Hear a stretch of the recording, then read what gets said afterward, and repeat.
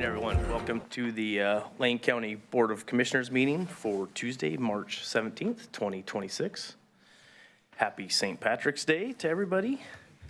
Mr. Mokajski, any adjustments to the agenda? No. Any emergency business? Okay. Next, we have public comment. Speakers will be taken in the order in which they sign up and will be limited to 3 minutes per public comment. Thanks, Rio. If you wish to submit written comment, please send an email to publiccomment@lanecountyor.gov by no later than noon the day before the scheduled meeting. Okay, first speaker up, your time will begin when you come to the podium and announce your name, is Laura Hsu.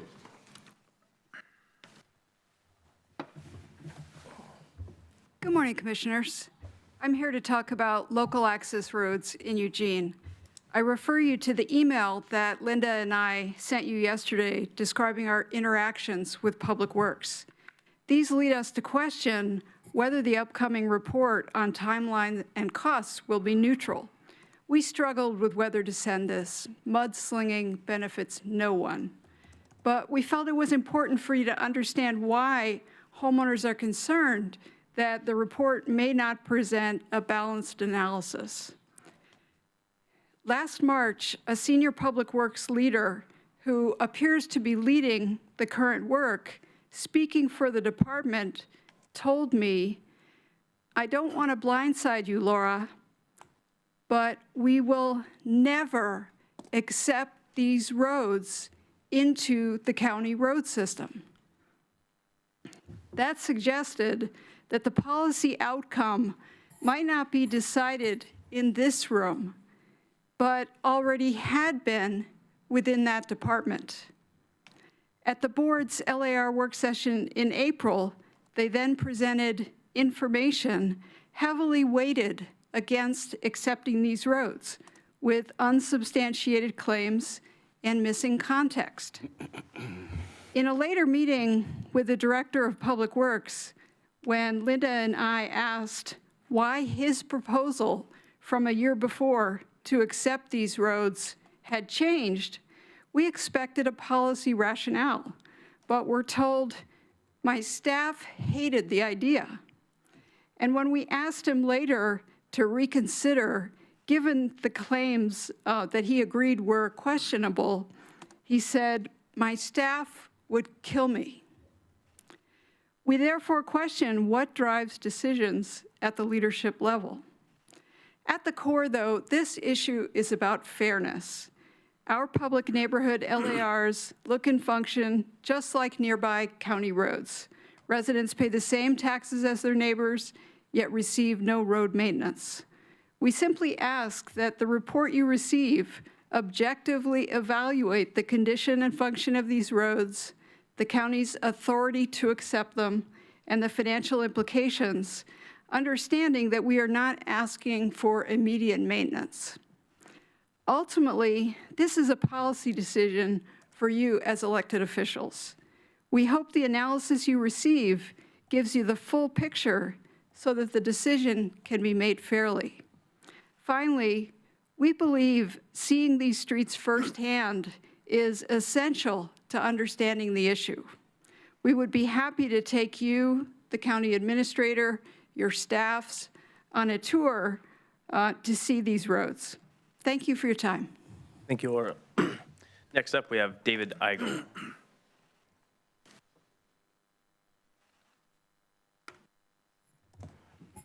Good morning, Commissioners.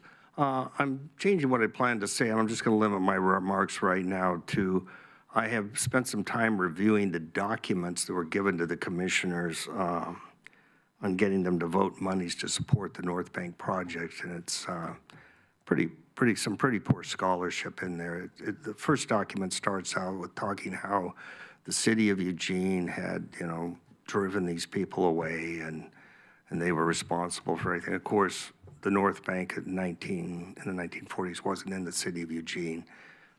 It wasn't the city of Eugene that took any action against these people. It just gives you an idea of the flavor and the lack of quality work that was done. In point of fact, the story of the North Bank is actually a positive story. It's not the negative one that people are being told. There was a massive nationwide housing shortage caused by the Depression and the Second World War because construction hadn't been built for many years in terms of residences. And what happened was these people went to the county governments at that time and said, can we squat on this land? Can we stay there? And the answer was, yes, we'll help you. And there was a mixed group racially, not the people who lived there were not just black people, about a third were white. And the county not only said yes, but said you can live there rent-free, but the land is going to be used for a bridge eventually, and when the bridge is built, you'll have to leave. And so that's what they did. They lived there, and when the bridge was to be built, they were instructed to leave. That was the whole point from the very beginning.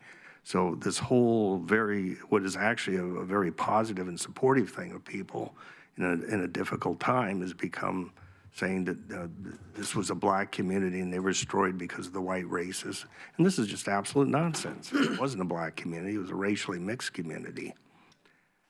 So I think I'll just limit my remarks to that at this time and say I'll be following up on this. There's other needless, I'll mention something else. Paul Robeson came of interest, 1948, sang for them, came over there. And interestingly, I looked up the newspaper article on it. In Eugene, according to Talisha Brown, it was a sundown town. Well, Paul Robeson afterwards went over and spent the night in Eugene. Thank you. Thank you, David Eigel. Next up, we have Debbie Yo.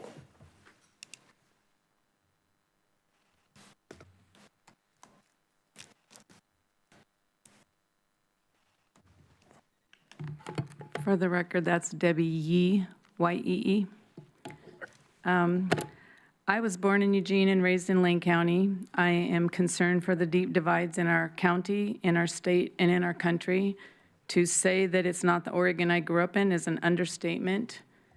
A lot of things need to change. I know we're all working on it with different interests and different approaches, but we used to be a people, a county, and a state, and a country who let people be. We celebrated our differences, and we came together when things mattered the most to lift each other up for the better. I would like to see more transparency. I'm curious, what is the status of iMurph and Clean Lane? Why is the county still spending resources looking at other sites in Goshen? What are they really up to? What are they doing? Does the public really agree wholeheartedly with you? Are you listening to the people that have been against it? And it appears in more numbers than are for it. Are you really listening to your constituents? Why do we continue to spend taxpayer dollars on helping people who have come to our country and state illegally against federal law? I'm just curious about that. More importantly, why do we prioritize them over every other citizen? And it's not an illegal, legal thing. It's just, I was born and raised in Lane County. I have neighbors who are hurting that can't come out of poverty, but yet we don't give them the constructive dollars because they're in that fine spot where they can't crawl out of it, but they also can't get the benefits. There's something backwards in that type of attempt. And then as a last comment, I'm really concerned at watching the commissioner meetings online and watching what's going on, seeing the things in the newspapers, that we would censure, you would censure one of your fellow commissioners who's well known to be a godly man if he weren't sitting on this commission, and I don't have a dog in the fight, but if he weren't sitting on this commission, from the history that I've known of Lane County, having family lived here for a long, long time, if he were still just a citizen or a businessman who was helping to build Springfield up to bless people, you would not have a problem with it because he's sitting on this commission and might have a voice and advocacy in his own constituents. Somehow that's bad. So I don't know what's really going on. There's the right, the left, and I don't mean politically. I mean, there are two sides to every story, and then there's the third side, which is the accuracy in between. I would just like to see more transparency. Thank you. Thank you. Appreciate your public comment. I believe that is all we have for Harris Hall. Ms. Gebb, do we have anybody online? We do not. Okay, thank you. Next up is our consent calendar. All items listed here are considered to be routine by the Board of Commissioners and will be enacted by one motion in the form listed below. There will be no separate discussion of these items. If discussion is desired, that item will be removed from the consent calendar and will be considered separately. We have a motion. Yep, I will move to approve the consent calendar for Tuesday, March 17th. Second. We have a motion made by Vice Chair Buck and seconded by Commissioner Lovell to approve the consent calendar for Tuesday, March 17th. All those in favor signify with an aye. Aye. Passes 5-0. Okay, next up, we have Public Works on sixth reading and deliberations on Ordinance 2507. I will start with the script as Ms. Sursliv comes to the table. Is there a request from a commissioner to read the ordinance in full? If not, I will read it by the long title only. Okay, sixth reading for ordinance number 2507 in the matter of amending Lane Code Chapter 16 to adopt clear and objective standards for housing in residential areas in section 16.090. Definitions: shorelands combining zone PWRCP 16239, natural resource conservation combining zone NRC RCP 16.240, residential development shorelands combining zone RD RCP 16241, site combining zone DMS RCP 16.243, beaches and dunes combining zone and 16253, stream riparian regulations, rural comprehensive metro plan, and 16254 greenway. Development permit rural comprehensive plan as required by Oregon Revised Statute 197A 400. updating references in other sections of Lane Code and adopting a savings and severability clause and declaring an emergency file number 509 P825-05301. Okay, all commissioners are required to disclose any potential or actual conflicts of interest that they have with the proposal before us. That means if a commissioner or one of their relatives could be financially impacted positively or negatively by the proposal, that should be disclosed for the record, followed by a statement that the commissioner can or cannot proceed. If there is an actual conflict, that must be disclosed on the record, and then the conflicted commissioner must recuse themselves and step out of the room until deliberations on the ordinance have concluded. Okay. Commissioner Lovell. No conflicts. Commissioner Farr. I own a home in Lane County. I don't see that as a conflict. I own no rentals in Lane County. I don't see that as a conflict. Okay. Commissioner Trigger. None. Vice Chair. None. And I have none. Okay, now I'll ask for challenges to any commissioner's ability to participate in deliberations on the ordinance. If anyone wishes to challenge a commissioner for a conflict of interest, the challenger should explain the basis for the challenges. The commissioner challenged will have an opportunity to respond and state whether they are able to proceed without an actual conflict of interest. Does any member of the public wish to challenge any commissioner's ability to participate in this manner? Seeing none, I will hand the presentation over to staff. Thanks, Mr. Sliv. Thank you, Chair Sanaga, and good morning, Commissioners. For the record, I'm Rachel Sursliv, Staff Planner, and with me today online is Kevin Gilbride and Ann Davies, Assistant County Counsel, who's been our legal point person on this project. Staff was last before you with Ordinance 2507 on December 16th, at which time the board moved to continue the ordinance to today for a sixth reading. Staff have provided a supplemental memo to the board that outlines staff response from the second outreach meeting with stakeholders that occurred on December 9th before the last reading of the ordinance, but that staff did not get the opportunity to provide the board information on. The memo also outlines the outstanding issues raised by stakeholders throughout the ordinance process and when and how staff have responded to those issues. Also of note is that after the first outreach meeting, tangible code amendments were suggested by the stakeholders, and staff have incorporated the changes that we agreed were necessary into the current version of the ordinance that's before you today. In addition, for the past 2 weeks or so, staff have been working with the Lane Council of Governments, or LCOG, as a neutral moderator for engaging with stakeholders. LCOG supported the county by individually convening with small groups of stakeholders and ultimately holding a third outreach meeting on March 12th with stakeholders, parties of record, and staff. The purpose of this group meeting was to distill the many issues with the project and provide the key takeaways from staff's perspective as compared to the perspective of local land use consultants that have been engaged in this project. The result from LCOG was a 3-page table of issues with the opposing perspectives, and this was provided to the board last Friday. That concludes staff's presentation today, and we're available to answer any questions. Excellent, thank you. To the board, do we have any questions?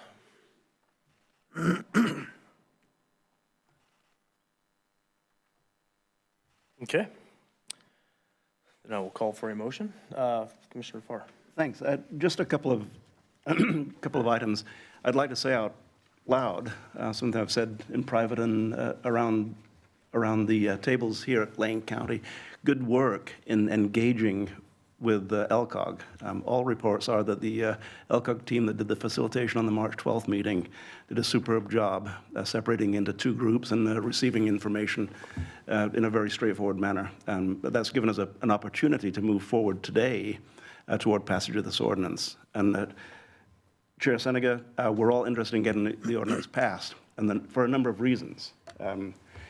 We are falling so far behind on housing in Lane County. And we're not going to solve the issue by building houses outside of the urban growth boundary. However, we can be a part of the solution by expediting within Oregon law the construction of housing outside of urban growth boundaries. Clear and objective standards is a means of expediting that, providing the clear and objective standards don't install further delays or further impediments to building housing inside of the law outside of the urban growth boundaries. The reason I'm particularly interested in building outside of the urban growth boundaries is because here in Oregon, we love urban growth boundaries. Absolutely, we don't want urban sprawl. Anybody who's been to the Valley of the Sun knows what urban sprawl looks like. Phoenix, Scottsdale, et cetera, to the east and west. That's not what we want here. We don't want Junction City to grow into Eugene, and we don't want Cresswell to grow into Cottage Grove. That's not what it's all about. We're about compact urban growth. To facilitate compact urban growth, we need to work in the county to allow housing construction outside of urban growth boundaries where we can, which will help to free up areas inside of the urban growth boundaries for the compact urban growth that we love. We've had changes in recent years on how we can grow inside of the city limits of Eugene and Springfield and Cresswell and Cottage Grove. And we are meeting those standards very, very well. We're converting R1 to multiple use, for instance, inside of urban growth boundaries. And any place where we can build, instead of one single house or two on a duplex lot, if we can build 4 or 5 or 6 or 8 or 10 front doors on that same lot, we've got to allow that to happen. The way I've researched it, the way I've analyzed it, allowing for larger houses to be built outside of the urban growth boundary, which predominantly that is what is built outside of the urban growth boundary, to allow those in as expedited a fashion as we can, providing with as little obstacle, both time-wise and cost-wise as we can, then we're going to help Oregon's goal of compact urban growth inside of urban growth boundaries. Now look around the room, I don't think anybody's going to disagree with me that we want compact urban growth. We want to build houses. We're falling behind by some estimates 15,000 front doors a year in Lane County. We're not going to solve that outside urban growth boundaries. That's not going to happen. But can we be a part of the solution? Absolutely. And anybody who disagrees with me, let's sit around a table and I'll tell you why we can be a part of the solution outside of the urban growth boundaries. Time and cost are a huge issue. Time and cost are a huge issue, and that's what this ordinance can address. And a part of the delay in passing the ordinance is because we do have members of our community who have established conditions in the ordinance that didn't seem to meet some of the goals of expediting the construction of housing outside of the urban growth boundaries. I don't know how accurate that is. And so my proposal today is going to be to move forward to a passage of this ordinance in May 2026. Passing this ordinance in May is the goal, as far as I am concerned. We can't go into June. We can't go past May. So with that, Chair, my motion is, I guess, an adaptation of option 2, and I'm going to propose a timeline for the passage of this ordinance in May. Okay. I have it written down. I'm going to read almost verbatim what the timeline is. So in light of what we've heard today from Land Management Division staff and other interested stakeholders, as well as the results of the facilitated meetings last week, successful facilitated meetings last week, conducted by Lane Council of Governments, and the topics matrix generated as a result of those facilitated meetings, I would like to suggest the following schedule of actions. And before I say that, months ago when I proposed the May 17th date as the next time we meet on this ordinance, I talked about distilling the questions from the land use professionals who had the objections to some of the wording in the ordinance, distilling those questions to answerable questions. The LCOG provided 100 words or less in the question and asked for 100 words or less in the responses. Don't know how close they got to that, but that being said, my timeline is this, and I'm looking to the board, and I'm hoping that we can get an agreement that we want to pass this ordinance in May. So my timeline on this schedule is the matter will come back to the board for an ordinance reading on April 7th to consider a list of possible engrossments to the ordinance to address one or more of the issues in the LCOG topics matrix. Additional facilitated meetings with stakeholders and staff may be needed, and I would suggest will be needed, between now and then to flesh out what those possible engrossments will look like. Subsequent to that, the matter will come back again to the board for an ordinance reading on April 14th for decisions by the board to which possible engrossments discussed on April 7th to the ordinance to direct to be done, if any. And the key there is if any. If at the end of the discussion we find that the ordinance as is exactly what it needs to look like, then there'll be no changes suggested in my timeline. That's April 14th. Subsequent to that, the matter will come back to the board for an ordinance reading and possible enactment on May 5th, reserving the date of May 12th for enactment also in case more time is needed by LMD staff and to conduct the discussions that are proposed in this schedule. I have the schedule in writing, and that is my motion, that we adopt that schedule. I'd second that. We have a motion made by Commissioner Farr, seconded by Commissioner Lovell. Any discussion to the motion? Vice Chair. Thank you. Just one question. I wanted to make sure we had an opportunity that staff could meet these projected timelines. Is this something you're prepared to do? Excuse me.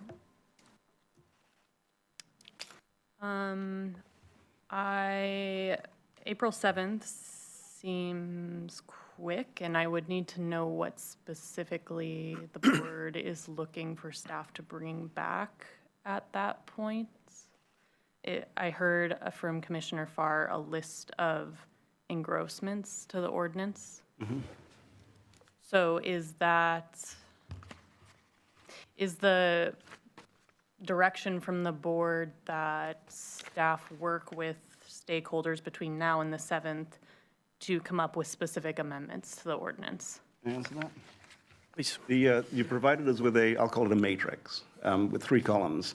The third column is recommendations by the land use professionals. So between now and April 7th, the discussion would be, the middle column is what is suggested, I believe, or approved by staff, and I think it's also approved by others in the community.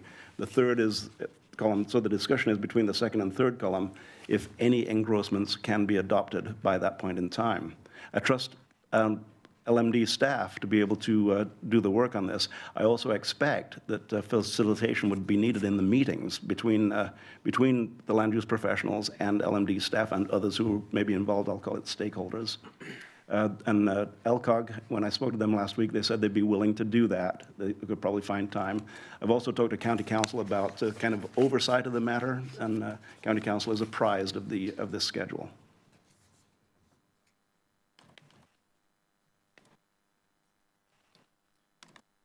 I guess I'm just still looking to make sure that you think you'd be able to meet that schedule. The 7th, I think, is too quick. If we were to schedule something for the 7th, the board packet would be due this Friday, meaning we would have to figure out what those changes are that the land use consultants are interested in enacting. Can it just be presented as these are potential different options? Instead of, I mean, you have already prepared your recommendations, and I think those are pretty clear still in our presentation today. But what I hear from Commissioner Farr is at this next meeting, perhaps those options can be laid out of the different items on the matrix. I don't want to speak for you, Commissioner Farr. I'm just trying to figure out how this could be accommodated. To the table, we have Keir Miller. Thank you, Chair Suniga. Good morning, Commissioners. If I can just clarify, if that is the Commissioner's Farr's intent, that on April 7th we'll have this list and not the actual engrossments, or rather proposed text changes to the code, that would be problematic. But if the thought is to come back on the 7th, having possibly met with the land use consultants, because I understand, I just saw, just again this morning, a table from Mike Reeder was sent with some other points of law he's trying to make. So I think this is an evolving thing. I think they're going to continue to provide us feedback. So I'm wondering if the goal is to maybe have this comprehensive list come back on the 7th. I'm just trying to understand your intention. If it's not the proposed code amendments, then we can come back and provide that list. Then I'll explain my intention again. You provided this matrix right here. Anything beyond this is evolving, and we're at a point in time now where there's not much more time for evolution. This is what we're working on right here, this list that's already been provided. Now, when you sent me the matrix without the last column last week, there was when Elcog provided that last week to me, there was a ... at the end of that, in case either parties, I'd say I don't know what to call them, the blue and the red parties have changes that they would like to make to the ordinance, but the people with the middle column like the ordinance the way it is.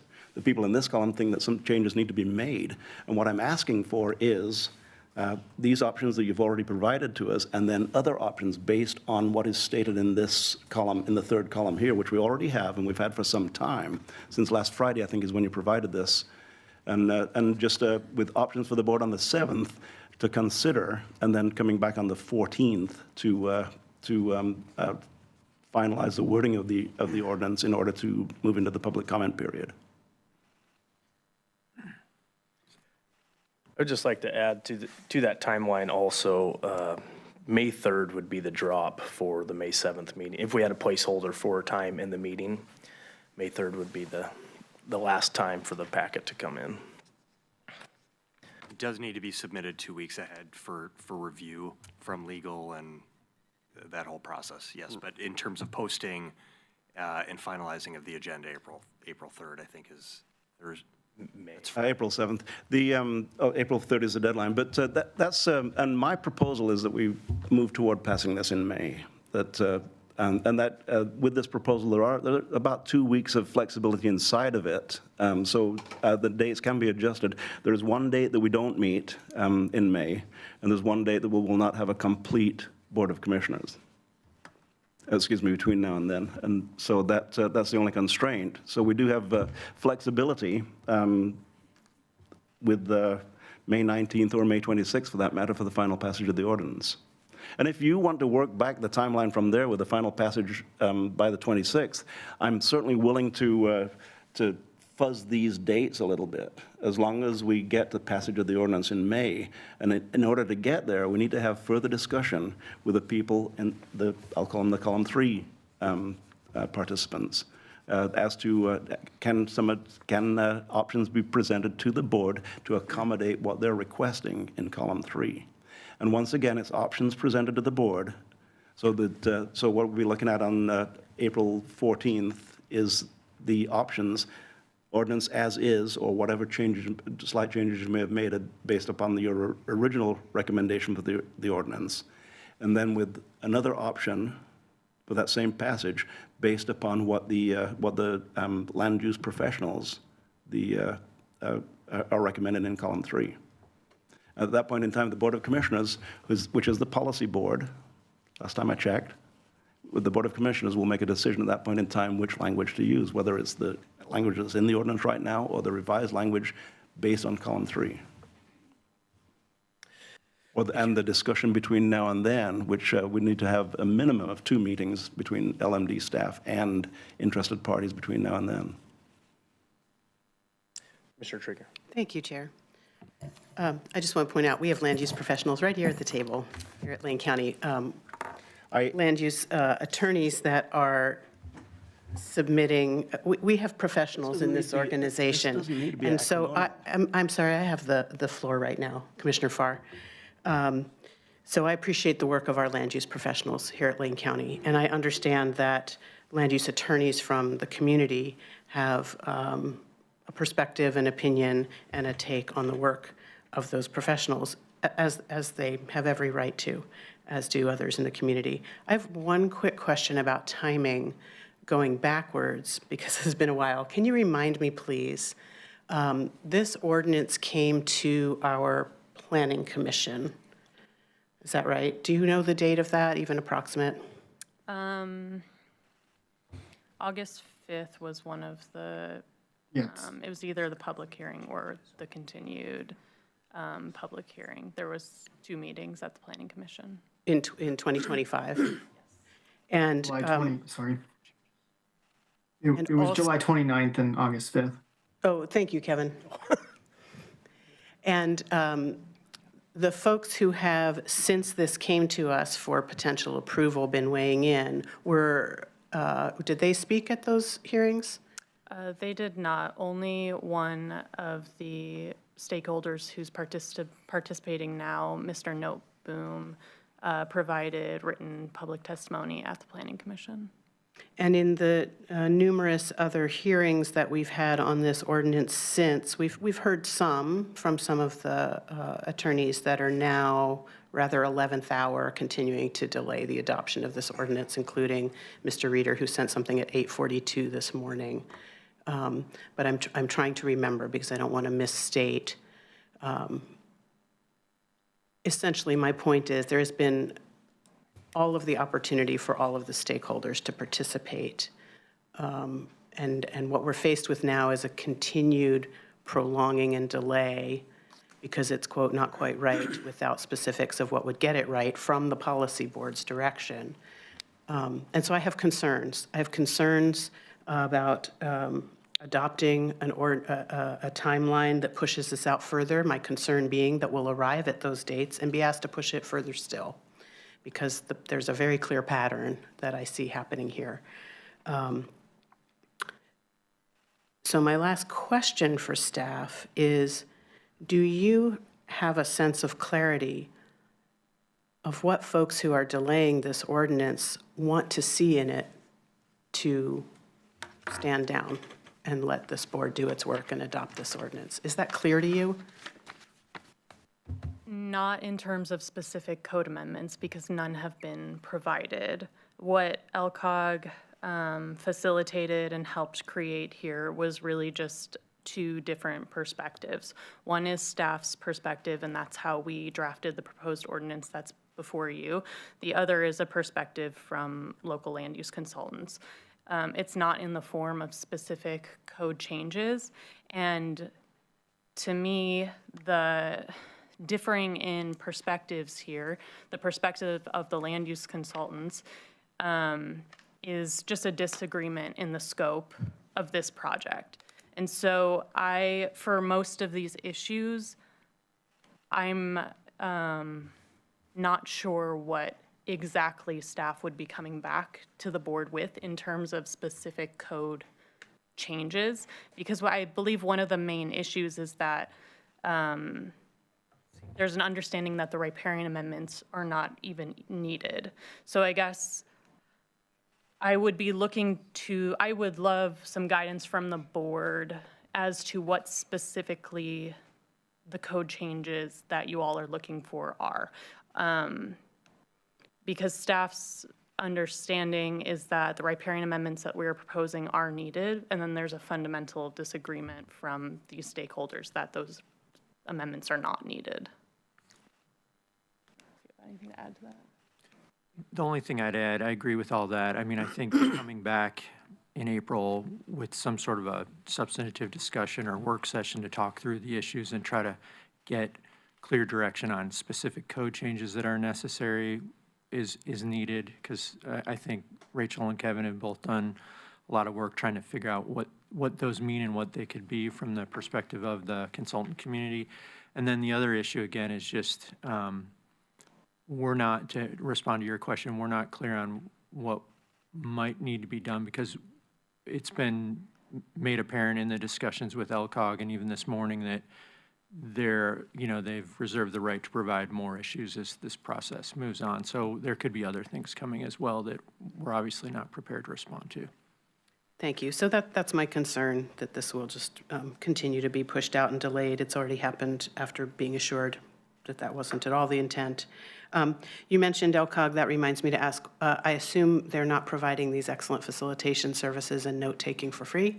We're paying LCOG for this process, so if we're asking for more meetings with their facilitation, we're spending money. We haven't seen the bill yet, but we do have an existing planning services contract with LCOG that I assume they would be billing to for this work. Thank you. But that's helpful to know. The crux of this is around whether the riparian area is included. Is there anything else pending or anything else that you're aware of that might specifically be impacted were this to be adopted today versus pushed out to May 12th, for example?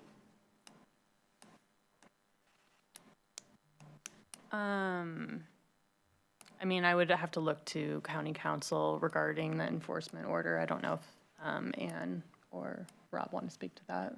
that would be the only negative drawback. I'm also asking, I guess, about other pending applications, other things where there might be a sort of if-then based on the adoption of this ordinance that somebody in the community might be waiting to hear about or impacted by specifically. It's possible. There's a lot of, I couldn't say specifically, but there are topics in work here, and again, even in the matrix this morning, some points of law that were made specifically about Goal 5 riparian regulations that could impact other ongoing applications. Yeah. Thank you. I didn't know if county council wanted to respond or if that's sufficient for me, but I'm happy to respond. Maybe my disagreement with Mr. Close, just for the board to understand why I feel timing is still critical. Mr. Close has filed a couple of letters, and I just respectfully disagree with his conclusion. He points to case law that from LUBA, the Land Use Board of Appeals, clearly states that if the legislature fails to put it for local compliance with the new land use law in a bill, that there is no deadline. That is correct in front of LUBA. LUBA will not enforce land use law that has no deadline and for which DLCD has not imposed a deadline. DLCD has not imposed a deadline in this case. However, that is only one of two tracks.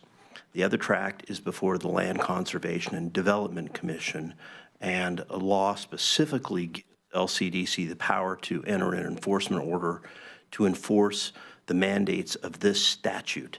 So it's more specific to specific jurisdictions. I only say all this through this couple of times with Washington County over essentially the same statute. So I do feel on behalf of Lane County Council the pressure to get something done sooner rather than later. We have a notice of intent to file a petition for an enforcement order. We have, I think, by the end of this week to file a response, which we're intending to do so. Our response will largely contain whatever it is the board decides here today in terms of timing. I think we probably, if we do something by early or mid-May, I think we're probably okay. What I want to avoid is an enforcement order that comes with a stay. And unfortunately, my previous client had to deal with two of those, and that's what I'm seeking to avoid. So in short, the sooner the better.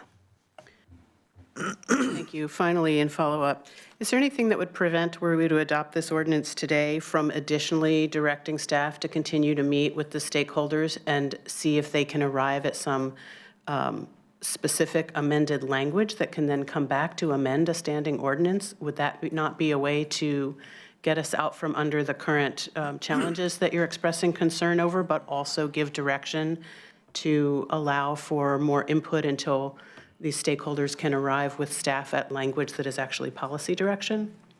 Chair Senega, Commissioner Trigger, yes, you could essentially do that. The one complication is if you enact an ordinance and then there's an appeal to LUBA, and there are potentially things LUBA could do even in the interim that could create some complications that probably go well beyond your question, but the short answer is yes. Thank you. Thank you, Chair. Mr. Fart? And I'll alleviate some of the concerns that have been stated regarding timeline and the passage of the ordinance. One of the goals is to bring this as close to avoiding challenge, avoiding appeal, and as close to the center as we possibly can.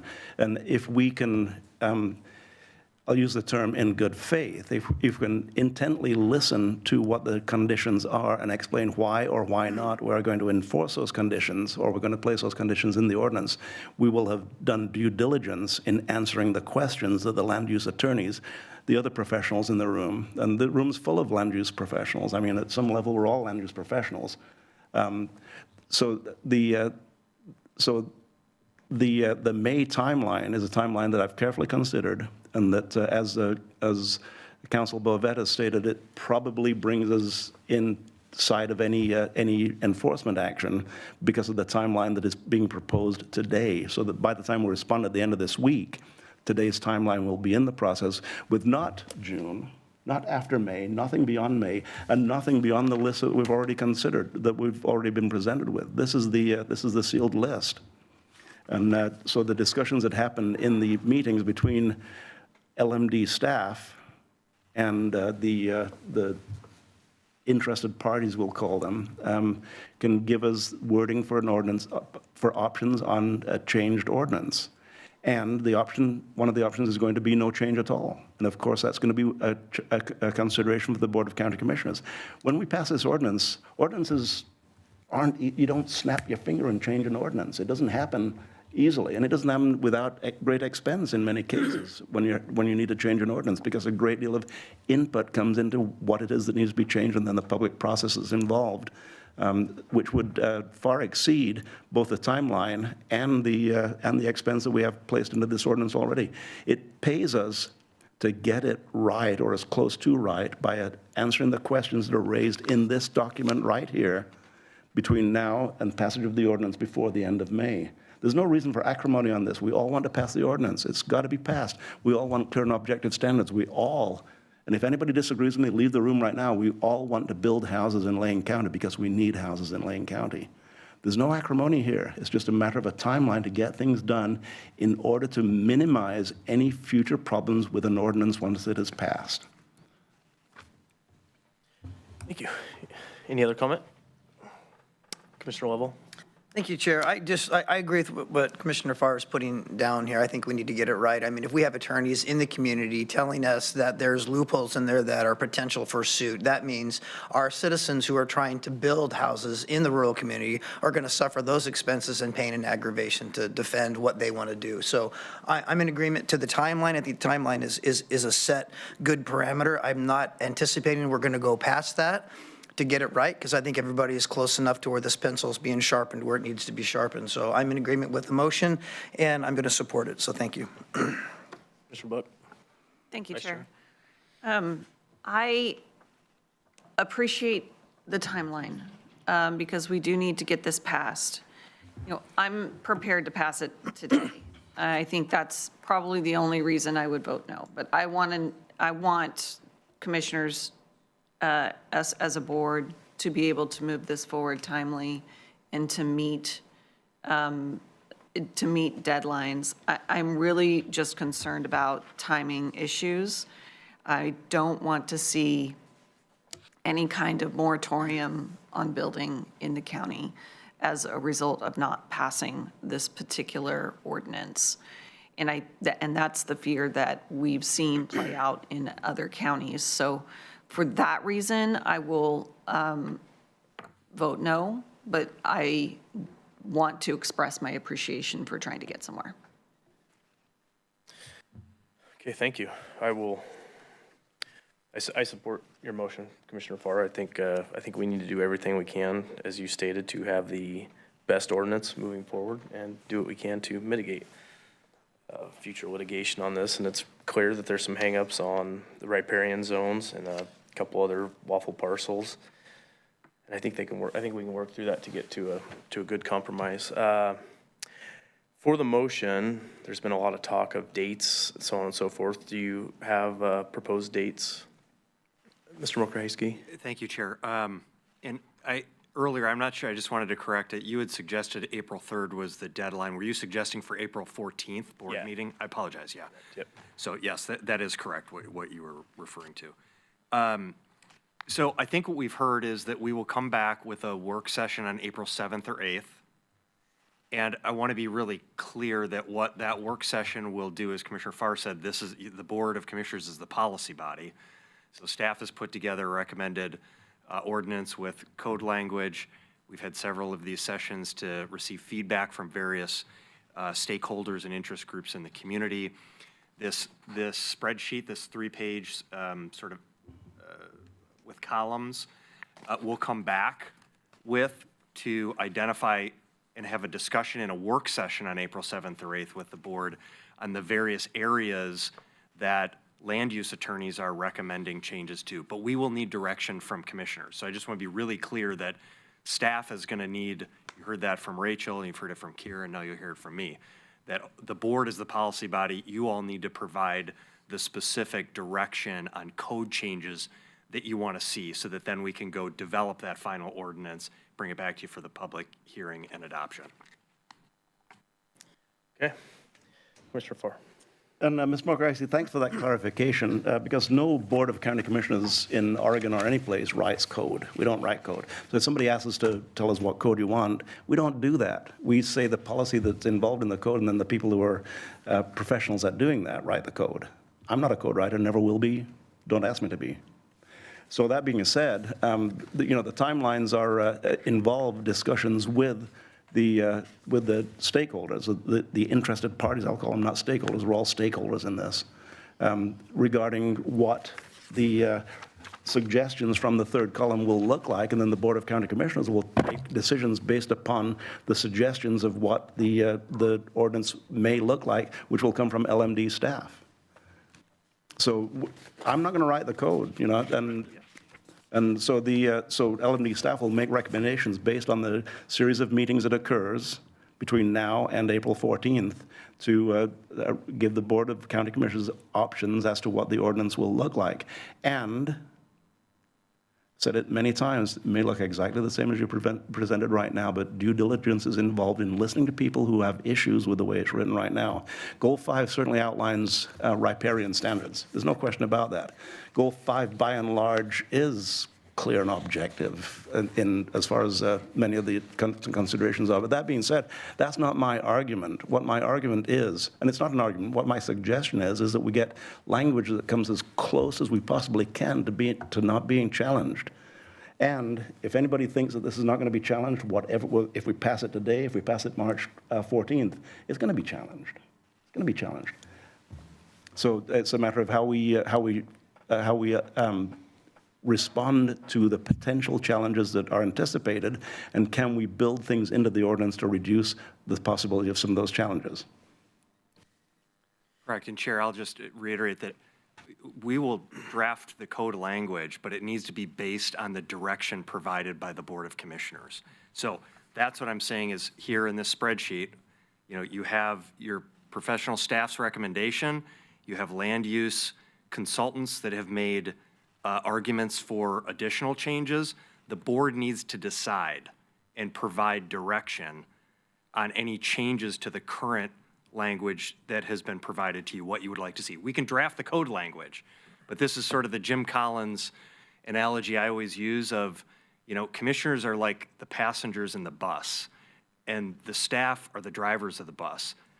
We can't tell you where to go. You got to tell us where the destination is. We'll find the most effective and efficient route to get you there, but you need to provide the direction on where you want to end up. So we will be asking for that direction on April 7th and 8th, the direction on where you want to end up with the feedback that you've received from these various community engagement discussions. I'm glad you've made that clear. Thank you, Ms. Mokrasi. Here. Just another clarifying question. So the work we'll be doing between now and April 7th is we'll be engaging the interested parties and trying to figure out a way to operationalize those concerns that they have in that column into specific policy choices for the board to provide direction on. And that's when you'll get the direction, exactly. Okay. And then what I also heard Commissioner Farr you say is this is a sealed, I think you said sealed list of issues in the document. So when we engage with them, we're looking at trying to work with them to get direction, again, operationalize those discrete lists of issues that we can bring back on the 7th. The opportunity that everybody was given last week through the 3 meetings that were had, 2 pre-meetings and then the third meeting, that was the opportunity to get the issues in front of LMD staff. There may be some other issues that come up, and potentially they could be woven into what's already been stated that's already in column 3. But that being said, we're moving toward passing this ordinance in May, not June 1st, before June 1st. Okay. Everybody's clear? Commissioner Farr, do you have a condensed version of that motion you could read real quick, just so we're all on the same exact? Yes. The matter will come back to the board for an ordinance reading on April 7th and consider a list of possible engrossments. additional facilitated meetings with stakeholders and staff are needed between now and then to flesh out what those possible engrossments would look like. Then the matter will come back. We've got county council waving us Okay, off over Rob, here. go I ahead. don't mean to interrupt you, Commissioner. No, but I'm interruptible. I needed clarifications because my notes would indicate, based on discussion with staff, that on the 7th or 8th, we would actually do a work session rather than a 7th reading, but we would do a 7th reading on April 14th. And at that meeting, you would get final direction on engrossment of the ordinance, which would then come back either April 28th, May 12th, or May 19th. That's what I thought my notes indicate. Does that make sense?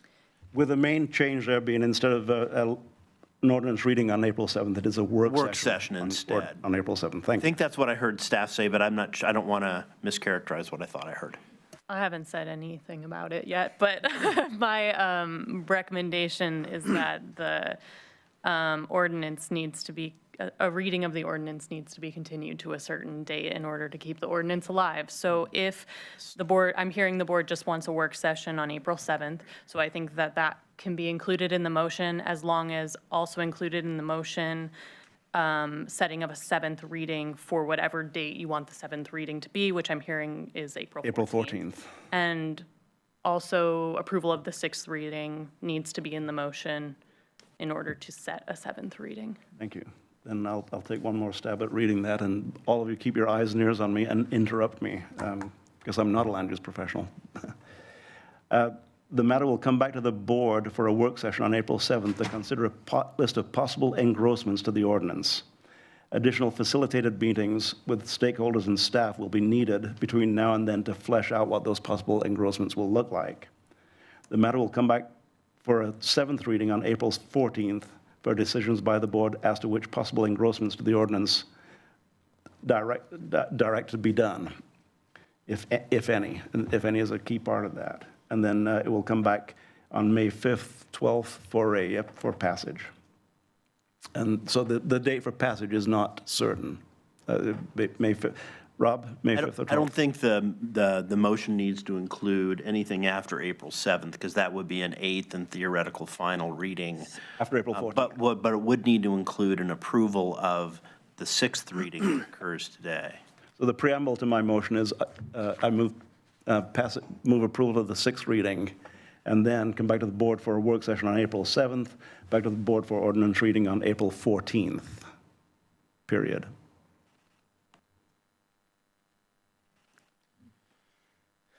Do you second the amended motion? I second it. Okay. All right, Thank you, council. thank you.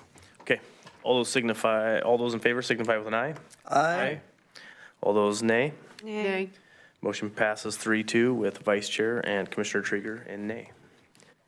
Thank you, everybody. Okay. Thanks, Keir. Thanks, Rachel.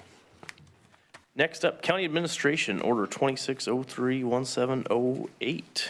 And I see we have Mr. Steve Adams and Vanessa Cornwall in the house.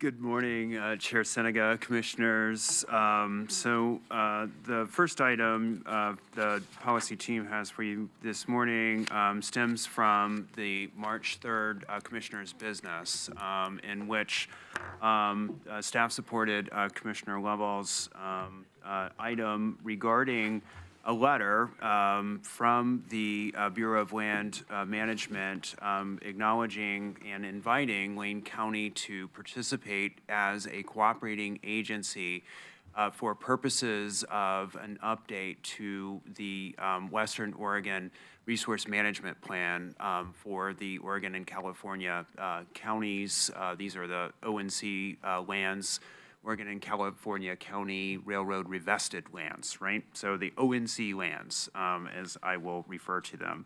So there is a history here as well. Obviously, that goes back before the turn of the last century. The direction from the board 2 weeks ago was staff go back and research and bring this item back. And so here I am. The history goes way back before the turn of the last century with respect to these railroad lands. Where we are in the process now is with respect to the resource management plans that govern the ONC lands and the management by BLM. So the first of these resource management plans dates from 1995, incorporating the Northwest Forest Plan. That resource management plan was operative until about 2008. There was a revision begun during that era, the Western Oregon Plan revision process. There was litigation. Their initial plan was pulled back. Another plan was put forward in 2011, 2015 during this period of time. The last time that the board was invited to be a cooperating entity for this process was in that time. And we, staff, were able to uncover a 2012 MOU between Wayne County and the Bureau of Land Management, in which Wayne County was a cooperating agency for purposes of that updated resource management plan.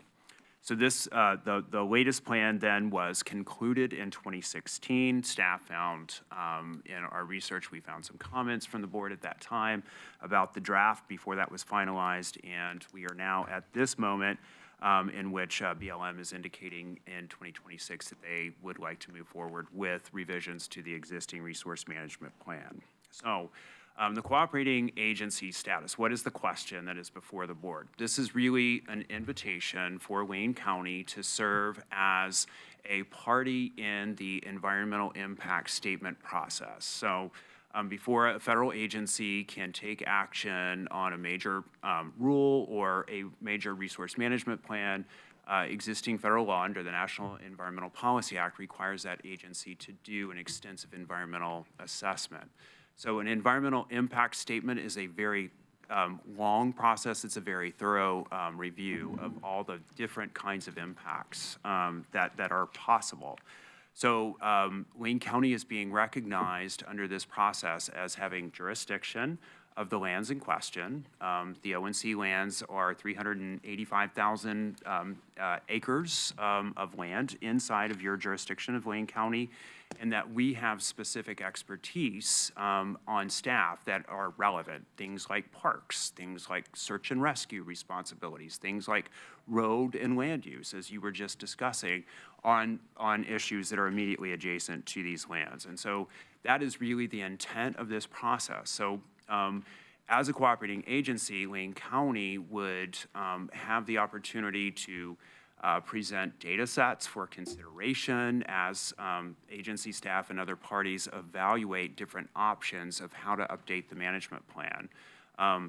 These could include things like public health considerations. This could look at issues around financial and community and economic development considerations as well. So the full range of opportunities. So that really is the first question before the board. Does the board wish to position Wayne County as a cooperating agency with the Bureau of Land Management for purposes of doing a environmental impact statement for the plan? The second question then is, if you do wish to do so, who would you like to designate to be the representative for the Wayne County Board, the five of you, as the policy body for county government? So we have the option. We are currently a member of the Association of ONC Counties. The ONC counties have indicated and provided kind of a template to us that was included in your packet as an attachment that we could submit to the Bureau of Land Management on your behalf, indicating that you have assigned the AONCC as your representative. You also have the option of designating staff to be your representative as well, or whatever you decide, you have the opportunity to do that if you so wish. So the way this then would be perfected in the way that the board orders is presented before you is that we would have an MOU between Lane County and the Bureau of Land Management. We found an example from 2012 as we researched, as I just indicated a few moments ago, we found the 2012 MOU, which really kind of outlines specific areas in which Lane County's expertise was being recognized. And in that MOU at that time, the board actually named 3 individuals who were AO and CC staff at that time to be the representative. So we could work with BLM basically to get to a final draft to make sure with county council that it's well, crafted, and then you today, if you so choose, you could direct the county administrator to sign that on your behalf. So Chair, that is in a nutshell the 2 questions that are before the board with respect to this. Okay, excellent. To the board, Vice Chair. Just got a capacity question. So can you tell me the pros and cons of whether we designate AOCC as our representative or we have our staff be our representative? So Chair Siniga, Vice Chair Buck, I think AO and CC, I'm not sure what the capacity is with respect to this process. I think we have noted at the time of 2012, there was a much larger staff at that time. My sense is that they may have to bring some additional staff in. I don't know, and I would defer to Commissioner Lovell to maybe help us understand what that would look like. In terms of if you directed county staff to play that role, I think there would be kind of an opportunity cost, right? This would be additional work on our end. It means other things would get less priority, but we would focus time and attention on doing this and coordinating the process. There's potentially another hybrid solution in which I think even if you directed staff to do this, there is special expertise on the history within the association that we as staff often rely. And so I think that would be a matter for the board's consideration and direction. And do we have to designate the representative now, or do we have to answer both these questions right now? Chair Siniga, Vice Chair Buck, no, I do not believe so. So both the historic MOU and the current draft MOU that we received from BLM both indicate that the board can change its representation with a simple letter. Okay, I appreciate that, because part of my concern is if both entities are challenged with capacity, we're going to have to spend some additional resources one way or the other in order to ensure that this is, tasked to somebody. And I'm not sure which way that's going to go. I have concerns that if we give it to another entity, they won't always be looking out for Lane County specific issues, because we know that, the issues for Lane County may differ from other counties. And I want to see Lane County's issues at the top of the table when we're working with this entity. I don't have an issue necessarily being a cooperative agency. I think the argument has been made pretty clear that that makes sense. We should be a participant in what's happening in our community regarding the resource management plan. But for me, I think the crux of the question is really, okay, if we're going to be a participating entity, who is in the best position to advocate for Lane County to be that representative? I argue that that would be Lane County. And that we would be the ones that would be watching out and giving all the information and sharing the information with our different division leads to the agency for consideration. If we give it to an outside entity such as AOCC, I wonder, if their priorities and what they send in and actually communicate with BLM is going to be the same as what is in the best interests of Lane County. I'm open to discussion. I would like to, hear what people have to say on the board here. But that's where my mind is at the moment. Mr. Farr. Thank you. And Commissioner Buck raises good questions about who's going to represent Lane County the best. And I would contend, now, first question, we're a member of the Association of ONC Counties. We're a participating member, correct? Chair Senega, yes. That's a rhetorical question. Of course we are. That being said, we have input as to how they represent and what is the content of the representation. We have direct input into that. That being said, when so Association of ONC Counties isn't necessarily an outside agency. It's an agency that we are a member of. So we are a part of that particular agency. And that being said, I look at the work of Lane County staff with all of the very specific things that we have, and I'm looking at you two, on our plate. And we just finished a short legislative session, and we're already in sprint phase for the regular legislative session coming up. Your hands are full, and I don't know how we can supplement your work with additional hours, time, and breathing bodies to do the work that Association of ONC Counties can do for us perfunctorily.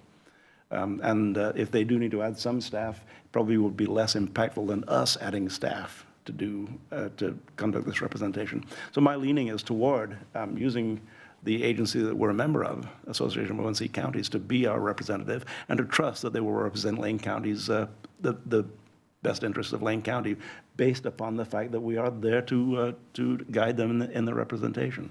So give me some input if I'm a little bit misguided on that, but my feeling is that we're a part of the agency, they represent us, we're a part of how they represent, therefore we are at the table.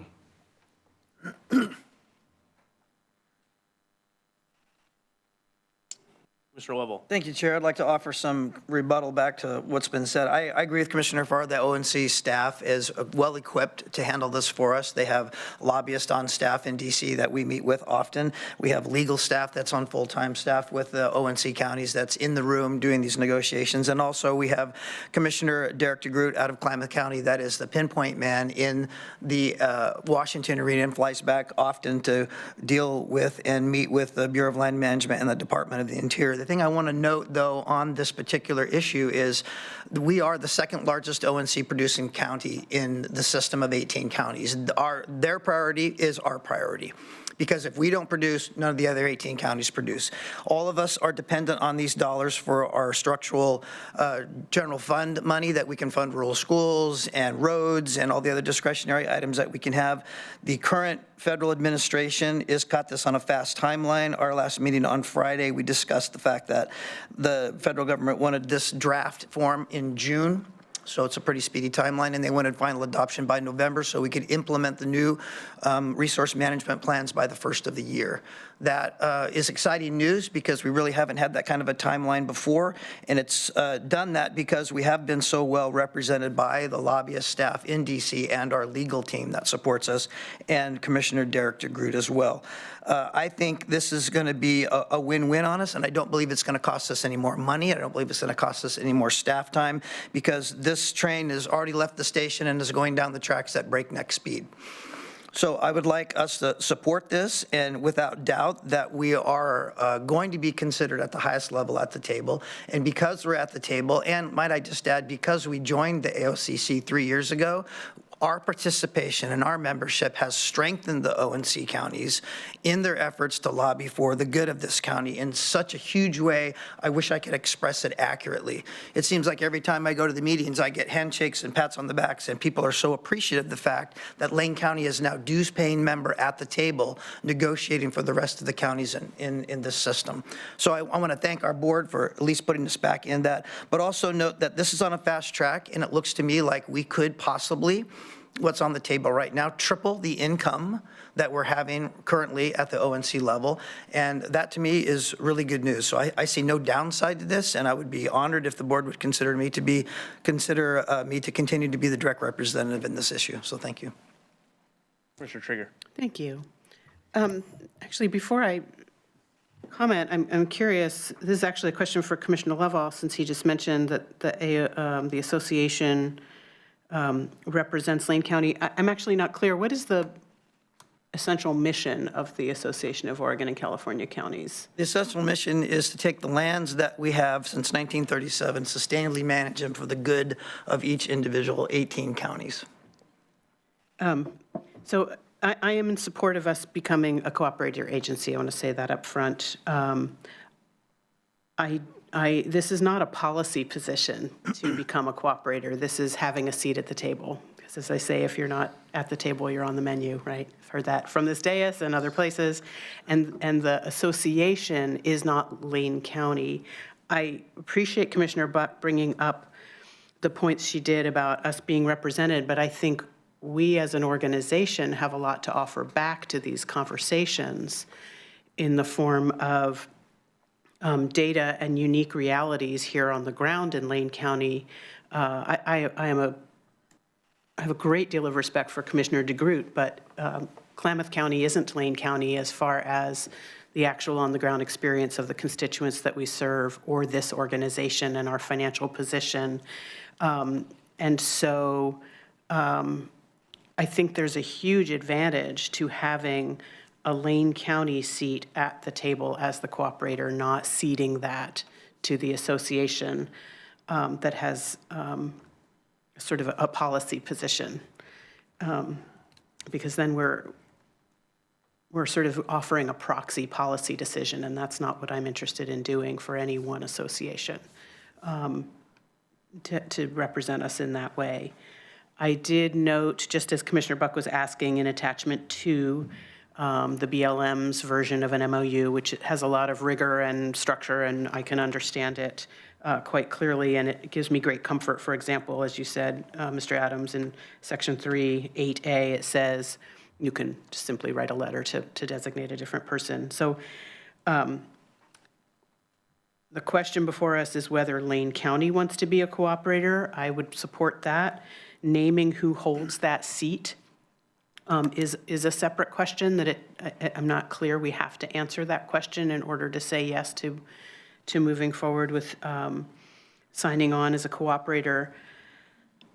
I know in the past, all 5 commissioners signed. I was looking through the attachments. There was something that all 5 commissioners signed on affirming this was the position of the board, but that wasn't saying any one of the commissioners might attend a session. Is that right? Or is there an opportunity to say, have an alternate so that we have a staff and a commissioner depending on the agenda? How, can you, sorry, I'm floundering around a bit with a lot of different points I'm making here, but I think you get it what I'm asking. I'm trying to hone in on that, that piece so that we're offering as much information as well as getting something out of this endeavor.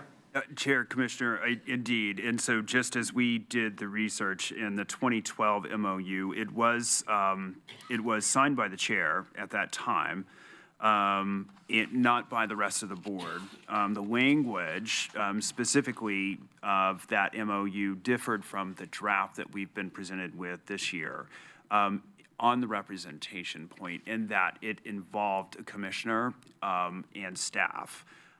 As well as the AO and the Association of ONC Counties specifically.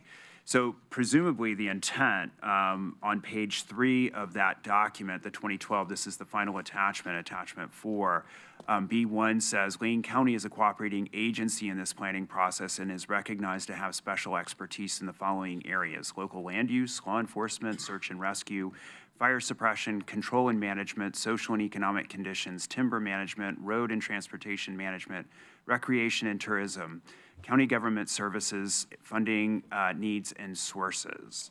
BLM recognizes that Lane County has knowledge and expertise relative to social and economic aspects, and they're on. So that from my perspective was not here in 2012, obviously. That sounds like a coordination issue. Those are data sets that exist across county government and outside of county government here locally. Those are rural fire districts.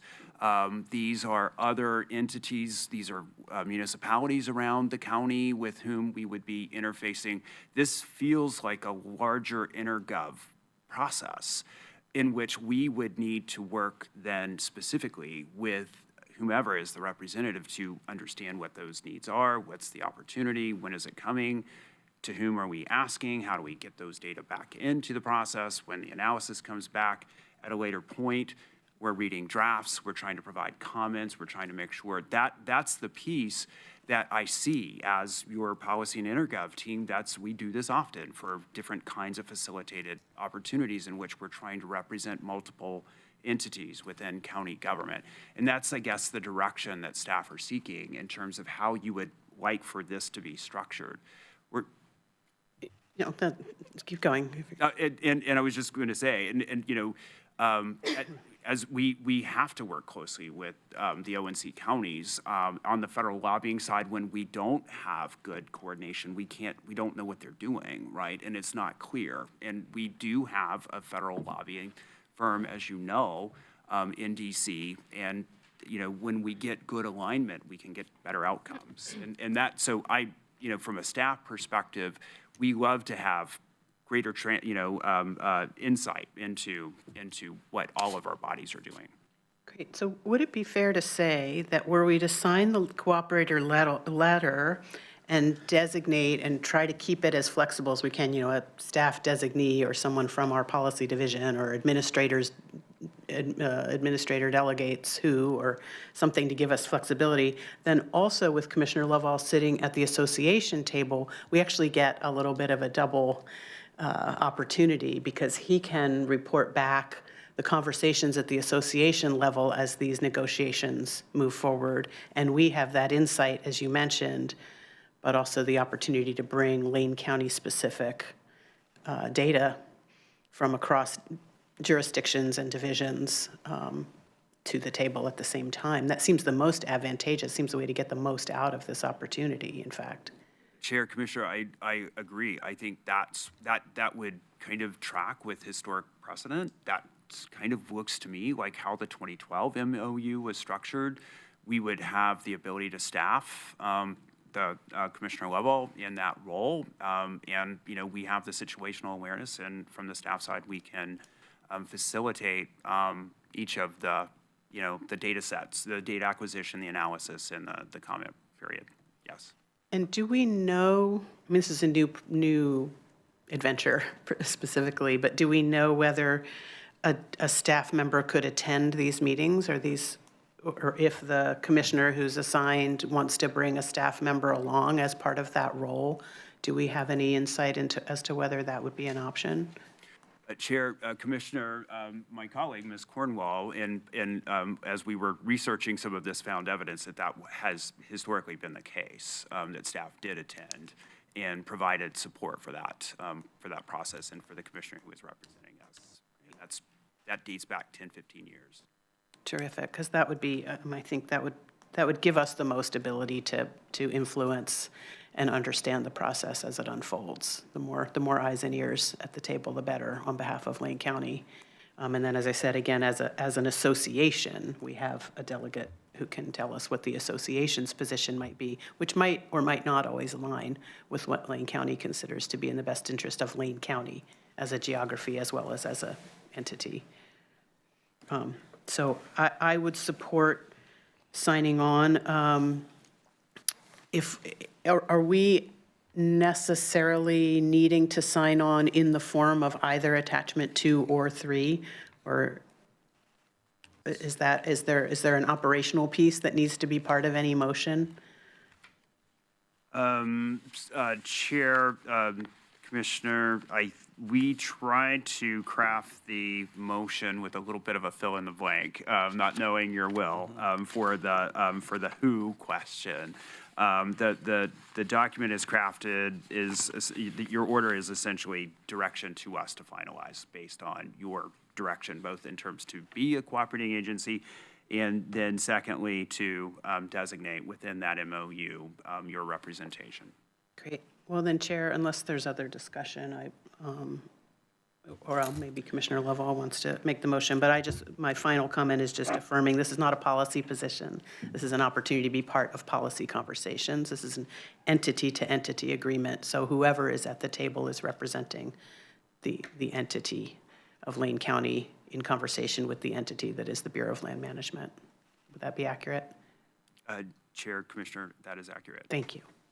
Commissioner Lovell, or Commissioner Fars, excuse me. Thank you. Along those lines, I think about the single voice element of this. And, we, as often as we can, we participate with other agencies to provide a single voice, a single opinion, and a single lobbying effort. I'm concerned that having Lane County separate from Association of Oregon Counties, that we suddenly don't have a single voice. And that there's a potential based upon, as Commissioner Trieger describes it, the particularities of Lane County being different to other counties. I'm paraphrasing that somewhat, in that we could find ourselves potentially in conflict with the Association of Oregon Counties, ONC County, excuse me, in terms of the lobbying effort. I don't know how that would happen or why it would happen, but it adds another element of potential discord, and I prefer to not have that. We have a United Front trip every year where we get our voices together, and is the city of Eugene and Springfield together on everything? No, but we can come together on a single voice, and it really is effective. Nobody in this room believes that it's not effective.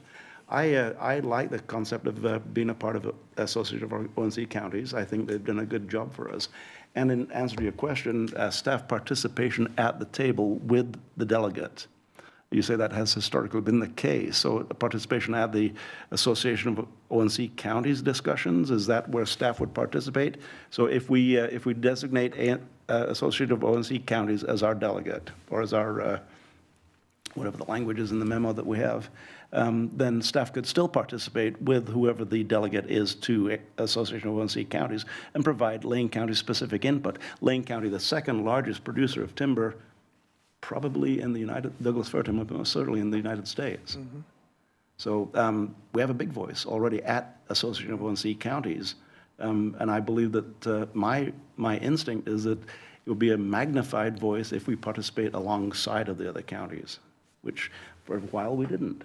But here we are again having that opportunity to do so. So I'm leaning toward Association of ONC Counties being our representation on this. And I'm going to look at the exact the wording that you put as represent Lane County in the process, to participate in BLM Western Oregon Resource Management Plan Revision planning process as a cooperating agency. And we would like to request that Association of ONC Counties represent Lane County in this process. So. Where are you reading that, sir? That is in attachment 3. That's the association's letter sample. That's the language that I'm stating. We have an order before us, which we can go straight to the order itself to look at that, where the fill in the blank representation for Lane County as a cooperating agency will be provided by the Association of ONC Counties. Would be my recommendation. That's therefore number 2 in the order. Vice Chair. Thank you. So I understand, where the board majority is going on this. I just want to reiterate my intention to have staff as involved as possible. My concern is staff is struggling with trying to figure out how to really understand what AOC is doing. And I have asked for years to get meeting minutes, and I think they struggle just to do a year-end meeting minutes. It's not even a complete sheet of how you would typically do minutes for an agency. And so I want us to be more informed about what's going on at those meetings. I would like the association to provide us full, complete minutes for every meeting so that we can keep in touch. I want to be able to see our staff participate at those meetings so that they can report back to us as to what's happening. This particular ask and change in a resource management plan is really significant for our community. And as Lane County has a big status in the timber industry, it's our responsibility to be at the table. I would ask that our board, my colleagues would consider bifurcating this particular board order so that I can at least support the motion to be a cooperating agency. And then if the board majority prefers a particular representative, we can do that separately. Clarifying question to that request. Please. Thank you. If we say we want to be a cooperating agency, but we give away our agency by ceding that role to the association, then we're not a cooperating agency anymore. It's the association that is the cooperating agency, and we are one of 18 members of that association. But it's not Lane County that is represented at the table, it's the association. Is that not, am I missing something? Chair, Commissioner, in that eventuality, I think we would be working to try to figure out how to feed information into that process and to receive information from the process for the stakeholders, for our rural fire, any of the issues that might arise, right? Community economic development issues, fire, lands, local municipal concerns, whatever those might be. We would still need to do that work, I think, at the staff level. And, if staff are staffing the commissioner who is the representative on the association, I think that would have to be the process. But in and of itself, if the association is not engaging either directly with all of those entities within Wayne County or with, the commissioner then tapping into the staff somehow to perform those activities, it would be a challenge. So what I'm hearing is from a staffing and capacity level, the work is the same, but we kind of get a twofer if we sign on as a cooperator as Lane County, because then we get our representative at the association's voice, and we get Lane County specifically to feed data and information into this process in a unique way from being a part of an association, hopefully integrated with that association's position. But it's actually gives us more voice. It gives us more opportunity to make sure Lane County is well represented. Am I understanding that? Commissioner, Chair, Commissioner, I think that could conceivably be the case. My sense is, and as Commissioner Lovell has indicated, the administration is very keen to move this process along very quickly. This is going to be a lot of work at the end of the day. Regardless, I think to Commissioner Farr's point, much of our federal and state advocacy happens when we're in coalition with others, and we're often successful. I think from a staff's perspective in terms of representing this board's concerns in the federal sphere, we absolutely wish to coordinate with as many entities as possible to advance concerns. The most recent Federal Appropriations Act, for instance, the delegation did an enormous amount of work on behalf of and in concert with the ONC Counties Association, right? And they were working hand in glove. And that was work that we were not aware of early on from the staff level. And we had the opportunity potentially to be more impactful had we done that. At the end of the day, maybe we weren't needed in that process because the result was there. But that is ongoing work, right? Because that was a one-year fix that we then will have to work on from a policy perspective.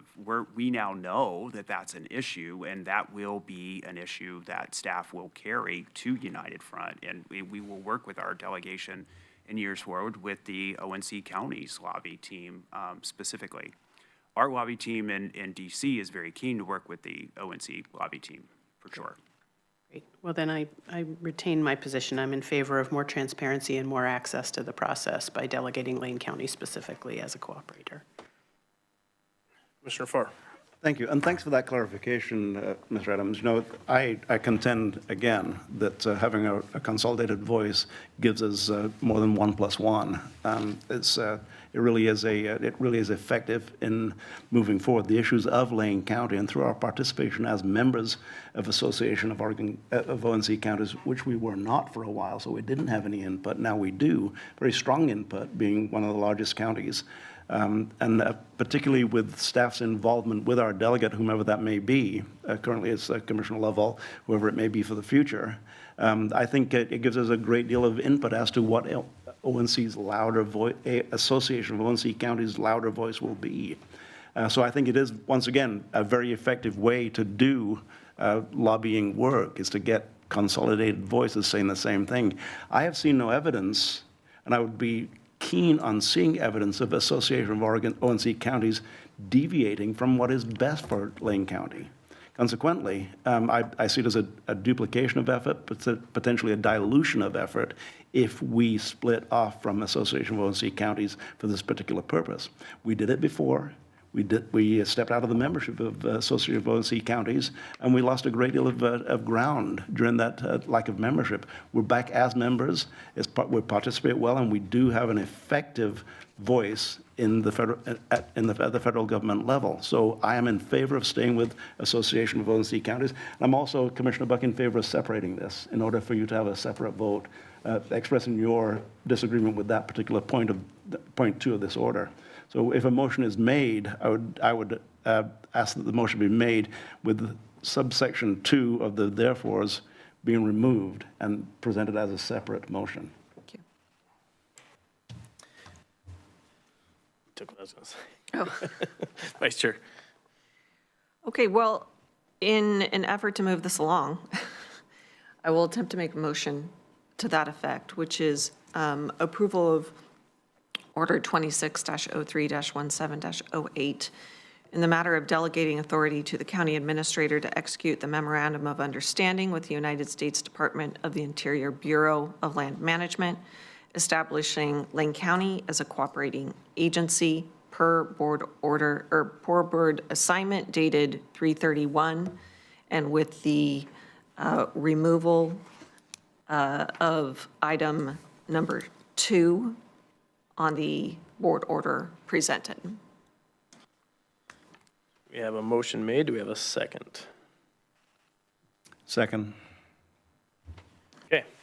We have a motion by Vice Chair, seconded by Commissioner Farr, to approve Order 26-03-17-08 in the matter of delegating authority to the county administrator to execute a memorandum of understanding with the United States Department of Interior Bureau of Land Management, establishing county as a cooperating agency with removal of item 2.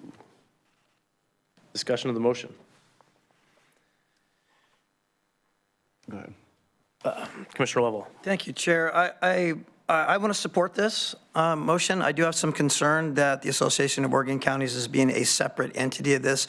I have some concern that some of the, I guess lack of better words, persicony comments that have been made from this dais today about the Association of Oregon and California Counties. I do believe that Commissioner Farr hit the note right on the head when he did say that the ONC Counties Board has always put Lane County at the head of the priorities on what they do as an entity because, like I said before, we are the second largest county that produces timber in there. These lands were set aside for farmlands. We do have data sets and all that support other lands that are used for recreation and other uses. These aren't those lands. These lands were designated for the good and the economic viability of every county. And so I think to remove the entity that started that as a separate motion from 1937 until present is is maybe putting some cast of doubt in the public that the Association of Oregon and California Counties is somewhat not performing their duties as well as they could. And I disagree with that. So I want to make that just known for the public. I want us to be as a cooperating agency. We do need to get this going. June is coming upon us soon, and I think the results of this will prove by November that the representation for Lane County by the cooperating agency, the team sport, if you will, of the ONC counties will represent us not only well, but in a stellar fashion. So I just want to make that point that the men and women that serve on this county, around the 18 counties of this association, are people that put each other at the highest regard. And so I don't want to tarnish the reputation at all by the discussion that's been hampered or had this morning, and I want to just make sure that the board knows my feeling about that. So thank you, Chair. Mr. Trigger. Thank you. All of my comments were aimed at elevating the potential for Lane County to be a designated cooperating agency. There were no aspersions on the association, and the association will be at this table. It's either whether they're there in addition to Lane County. I would assume that actually, Commissioner Lovell, it's probably a question for you in your conversations at the association. If there are 18 counties, surely at least one of those will cede the opportunity to the association as their representative. The association will be at the table. So the yes. association will be, so again, my position is the twofer is better. It's more.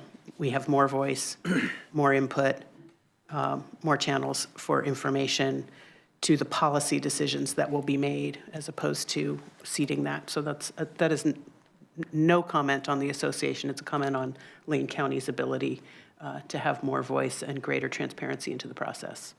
Thank you, Chair. Thank you. Commissioner Farr. Thank you. And I'm not much on this other than understanding what is happening at the Association of ONC counties is important for the Board of County Commissioners through our delegate and through staff involvement. So I'm anticipating that as a part of this motion that's wrapped into it, the staff will be involved with whoever the delegate happens to be to make certain that we're fully apprised as to the direction that our association is taking us, and that it is in congruence with what we as Lane County would want as our voice. So I'm presuming that that's going to be a part of the matter, is that staff will be involved with whoever the delegate may be. Think about that. But that's my presumption. The second is that, we, as a Board of Commissioners, we enact a lot of things 5-0. We do. Sometimes it's 3-2, but sometimes, most of the time it's 5-0. I'm personally working on trying to do things without acrimony, because acrimony creates confusion in the eye of the beholder. Acrimony is not a good way to do business. So disagreeing and understanding why the disagreement is and not accusing people of disagreeing with you is a really important element of the way we do business. Thank you. Yes, I fully support this, and of course, I'm a big fan of AOCC. I think they've done a great job, and I don't really see this as a one and one only. I think even if we do assign them as the main representative for us, I know we'll have a good word at the board, especially with Commissioner Lovell in there and staff members involved. So now my question is, can we make a second motion after this? I'm kind of looking at you, Mr. Bovet, Council Bovet, to after we deal with Order 26031708, can we make a second motion without an order number to assign a representative? You can. We'll just have to break up the orders into two separate ones. You could make it, well, I better, I was going to say you could make it A and B, but she's probably going to want to assign a different separate number at the end, and I'm not sure what it would be. 09, he just said. She might. What was it? 09 at the end. 09, okay. Thank you, Ms. Gabb. I didn't see you just sneaking up over there. Okay, if that's all the discussion, we'll call for a vote. All those in favor signify with an aye. Aye. Motion carries 5-0. Okay, so now we have Order 26031709, I guess. Chair? Commissioner Farr. I move Order 260317-09 to designate as representation for Lane County as a cooperating agency will be provided by the Association of Oregon Counties. Okay, do we have a second? Second. Pardon me, Association of Oregon and California Counties. Gotcha. Second to the amendment as well. Okay, so we have a motion made by Commissioner Farr to approve 26031709 to designate AOCC as our representative. And seconded by Commissioner Farr, or Commissioner Lovell, excuse me. Any discussion to the item? Vice Chair. Thank you. Just for the record, I won't be supporting this motion mainly because I believe our policy team would represent Lane County needs in the best way. So I just wanted to put that on the record. Thank you. Okay, if no further discussion, all those in favor signify with an aye. Aye. All those opposed? Nay. Motion carries 3-2 with Vice Chair and Traeger as nay. Okay, thank you, Mr. Adams. Thanks, Ms. Cornwell. Next up, we have a legislative update from the same superstars sitting at the table. Thank you. Thank you, Chair, Vice Chair, and Commissioners. I'm happy to be, for the record, Vanessa Cornwall, part of the policy team, as your Intergovernmental Relations Officer. And I am happy to be before you after the 32-day wrap on the 2026 short session. The lawmakers introduced 304 bills, proposed 599 amendments. 143 of those bills have been sent to the governor's office for signature, so quite successful run here during the 32 days we had. In January, I noted that the session would potentially revolve around priorities tied to federal response, transportation budget and referendum, potential tax code disconnect, the budget, and Governor Kotek's prosperity roadmap. And as we saw, there were multiple bills passed that tightened oversight of federal law enforcement activities in the state. After much discussion, the referendum for the bill to increase tax and fee tied to the transportation budget has successfully been moved from November to May. However, a lawsuit has been filed within the state to challenge the legality around that. So we'll have to kind of wait and see how that pencils out before we figure out whether or not there will be a vote for that earlier. And much of the discussion around the transportation budget kind of hindered on that happening earlier. So what will happen with the transportation budget potentially in the interim will remain to be seen, but we'll have to wait to see what happens with that.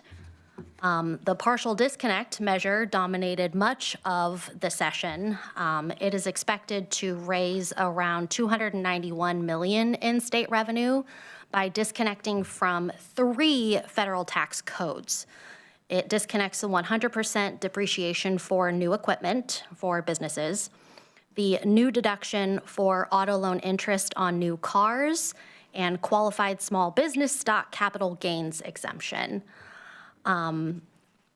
It also added a $25 million job credit for new hires for businesses who hire at 150% of the minimum wage, but it's limited to $1,000 per employee up to 10 employees. And then raised their earned income tax credit by 5%. Governor Kotek also began the work of her prosperity roadmap by introducing a land use and industrial site readiness bill, which expands enterprise zones, streamlines permitting, and reassigns $20 million towards industrial site readiness. We'll have to see what happens with that because that hasn't yet been signed, but all signs point to that being the first step with the Prosperity Council making Oregon a more business-friendly state. The budget situation was a large unknown going into the start of session. Much rested on the February revenue forecast and whether or not the disconnect bill would bring in enough revenue. So we did see that there were no cuts to essential services. Instead, state agencies absorbed funding shifts among general, federal, and lottery funds, while also reducing internal service costs and holding vacant positions open. While there were no cuts, we were not successful in getting additional funding for emergency shelter and related services. That will be a large topic of discussion for the 2027 session with the OHCS budget. Moving on to Lane County priorities. I won't get into super detail here, so if there are outstanding questions or additional bills you'd like some more information on, please let me know. Happy to provide supplemental information as needed. But we were quite successful, along with our delegation and friendly lawmakers in the building, around various priorities that we had set up via what you had approved in the January meeting prior to session. One of which being the expanded use for local TLT revenue. That's transient lodging tax. Sorry, acronyms, my favorite. This one did pass with stronger support than last session. We did get through both chambers this time around. It creates a 50-50 split of transient lodging tax revenue between local governments and destination market organizations, while also allowing for local governments who were legacied into spending 100% of their TLT revenue on tourism and marketing to change their rate to the new rate. It allows local governments to use their share for emergency and non-emergency services, and then the destination marketing organizations gain authority to use part of their share for what is called a small business resilience grants. These are businesses tied to lodging and dining in case there are issues around the revenue that they pull in. So if there are, like, a natural disaster affects how many people are coming to their area, they could ask to receive additional funding under this to keep their businesses afloat. We also saw successful implementation of a battery and producer responsibility agreement, which requires portable and medium format battery makers to join producer responsibility organizations, which will be overseen by the Department of Environmental Quality. This will ensure convenient recycling access, safe handling, and outreach campaigns with biennial awareness surveys that must be conducted by the producers. We saw successful implementation of the state treasurer to issue Article 11Q bonds for courthouse renovation and expansion projects. This had been a priority for Representative Boyce for many sessions, and with the help of Representative Marsh, they were able to get the bill introduced and through both chambers for successful implementation later this year. We also saw through Representative Marsh a housing omnibus bill, which included a provision that we had successfully established via the housing incubator that we hosted with the U of O School of Planning, Public Policy, and Management back in October, that creates a unified system for financing affordable and moderate income housing. It expands state oversight of production, land use compliance, and use of state property for housing up to 120% of AMI, but this is where the housing incubator portion comes in. It will require local governments to use clear and objective standards that don't add unreasonable cost or delay to streamlining application for housing. So the new procedures will require minimal notice, no hearing, and appeals will only be allowed by the applicants themselves, and that's appeals to the Land Use Board of Appeals. And that will become effective July 1. So if you remember, the housing incubator kind of revolved around 5 policy ideas that we could make for smaller population cities to expand and build on housing. This was a successful addition championed by Speaker Fahey, Governor Kotek, and Representative Marsh to get the ball rolling on how we can increase accessible and affordable housing. Farm stores were finally added to the allowable use for exclusive farm use zones land, in addition to farm stands, so greatly impacting the agritourism industry. It will allow direct sales of processed foods, prepared foods, and other agritourism activities. And counties may only regulate siting and operations, but cannot prohibit qualifying farm stores. There is an explicit prohibition on farm stores tied to psilocybin and marijuana crops, so we don't have to worry about that becoming a problem later on down the road. Representative Fragola was successful in getting one of her priorities across the finish line, which involves voluntary annexation of non-contiguous land. However, it was amended to only be specific to the city of Eugene. Initially, it was allowed statewide, but there were concerns around how, like the viability of it and how local agencies would be able to enact a lot of what they were trying to do via annexation for parcels I'm sorry, I'm getting all mixed up here. Annexation of non-contiguous parcels. So they are limiting it to the city of Eugene to be a pilot project for potential statewide implementation in future sessions. The properties must meet certain criteria, including being inside an urban growth boundary, must be zoned for housing or mixed use, connected to utility services, and accessible by public road. So it's entirely possible that we'll see this implemented statewide. There were quite a few representatives who wanted it to be implemented statewide, but more work is needed with stakeholders to make sure that it's going to work for special districts and other potential jurisdictional transfer issues. Representative Nathanson was successful in bringing and getting her urgent care modernization bill across the finish line. I bring this up because our own Eve Gray, as head of Health and Human Services, had helped with this in the past in drafting some of the language and bringing the stakeholders to the table to make sure everyone could come to an agreement on how the state would standardize urgent care operations, curb misleading advertising, and improving transparency for what urgent care centers do compared to other urgent cares. And then finally, we, via Senator Manning, were successful in seeing a small city grant match reduction bill get across the finish line, and that was literally at the last minute, like the final 2 days of session.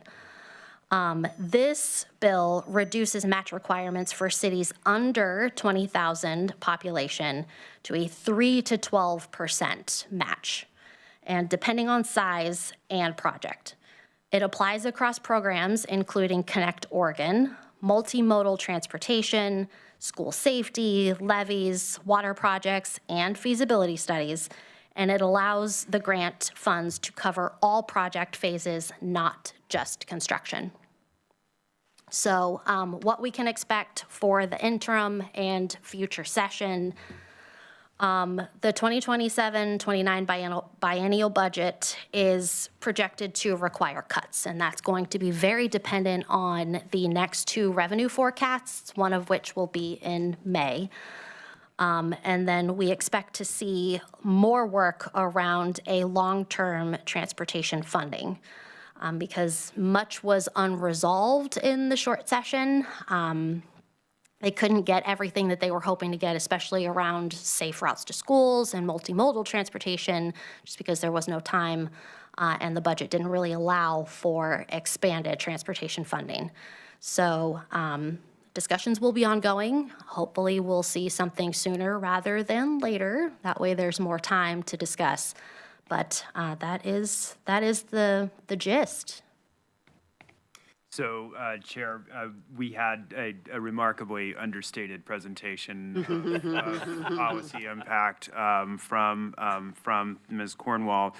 Truly, very impactful bills on board priorities. So the Boyce Marsh bill on courthouse funding, for instance, really is core to this board's effort to create new space, specifically for our circuit court, because we're doing expansion, we're not doing new construction, right? We're doing renovations, and we're expanding the pathway there. Our health policy experts have been recognized in TAP by our delegation and by legislative leadership to provide input on key bills, and there were multiple health policy bills that went across the finish line this year, in addition to the work that Rep. Nathanson put forward. The battery bill. That sounds really wonky, but it solves a real problem that we have batteries now, advanced rechargeable batteries that catch fire in our waste stream. And this is an issue for the entirety of our piece. Our own solid waste policy staff came up with this idea. We tried to get this done last year. We couldn't get it through, and Rep. Levy from the Bend area stepped forward and decided to champion that this year, and we were absolutely there holding her bag the whole way to try to get that thing done. And the farm stores bill, Alex Kyler called me the morning that was up on the Senate side to just talk about how it was going. So this is an issue that the staff and many boards before you have been trying to get done. That was a win. So it was a really productive short session for us. And so, but as we've all discussed, the work begins now for 2027. And so we're increasingly focused on that and already beginning to work with the members, the directors, to begin to understand what their priorities are likely to be for the long session next year. And we have a legislative committee coming up in which we will look at that. In the interim, however, as we're now kind of taking a breath and waiting for the governor to sign all these bills, we are, as a staff, preparing for the upcoming United Front trip, which is the third week of April. And we're already planning that, working with Smith Garson on that activity. Commissioner Lovell has indicated his desire to represent the board, and so we're getting ready to staff him specifically. We will be working from the priorities that we have within the January version of the principles and priorities document. So there's kind of some longstanding issues that we've been working on for our federally qualified healthcare centers, for instance, funding issues and business model enhancements, looking at Water Resource Development Act funding for metropolitan wastewater and other kinds of financing issues.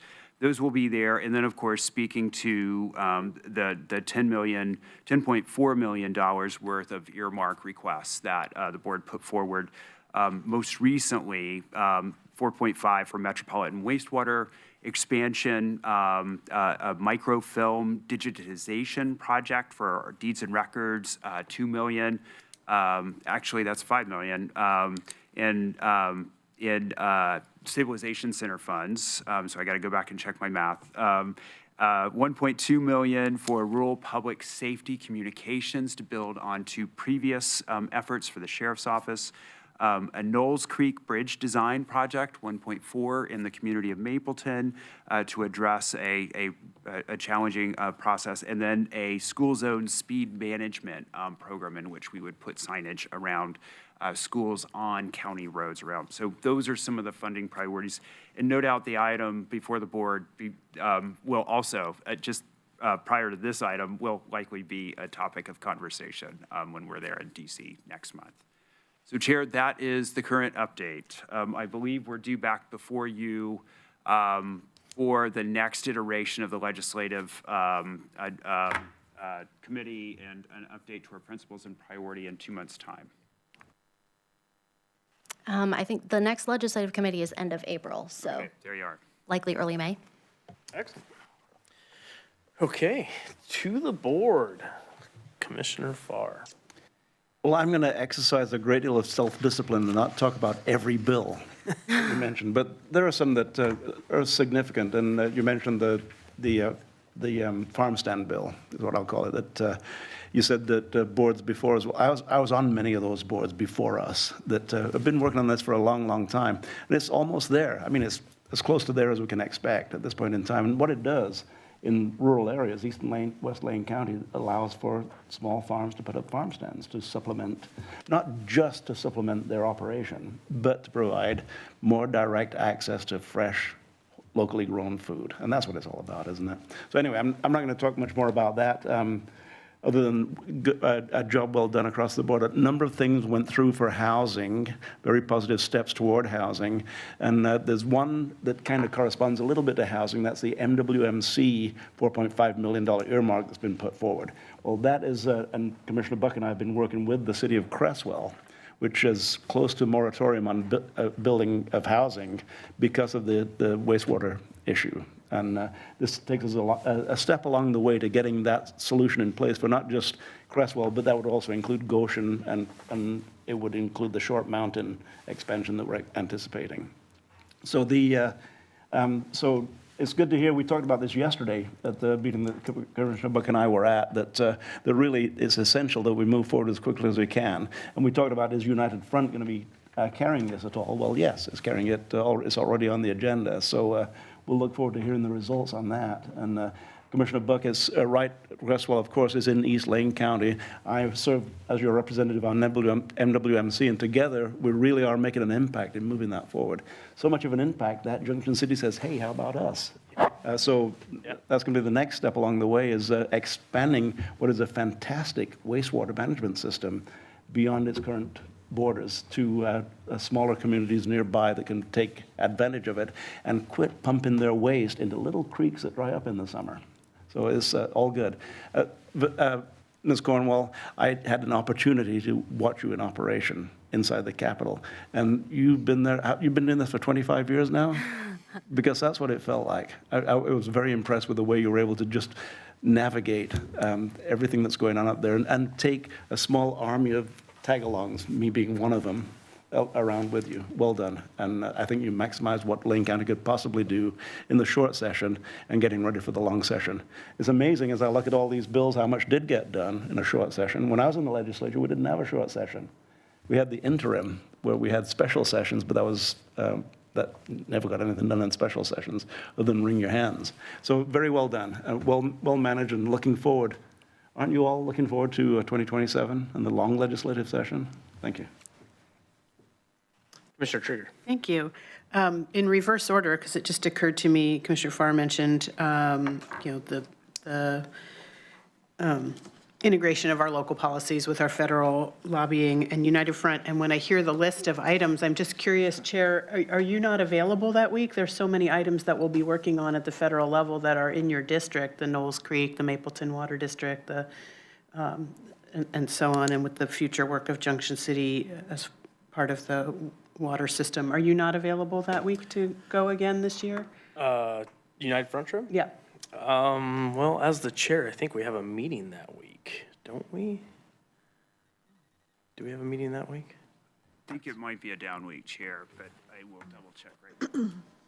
We do have a vice chair, too. So I'm just curious, because there's an awful lot happening in your district that's going to be discussed. And so I just wanted to make sure that wasn't an opportunity that, and you started off building some relationships on last year's trip with some of the agencies. So I'm just planting that seed. I leave it to you and staff to coordinate, but I wanted to put on the record that I heard that and wanted to be sure you knew you would have my support if that was something that you were able to do. And I know we do, if we're up that week, we do have it. We're not. We are down that week. Commissioners, you are down that week. That'll be a nice break. Okay. Great. To the items from the legislature this year, thank you for the recap. And I just want to specifically appreciate all the support from staff that I received in my advocacy on behalf of this board for the transient lodging tax reformulation.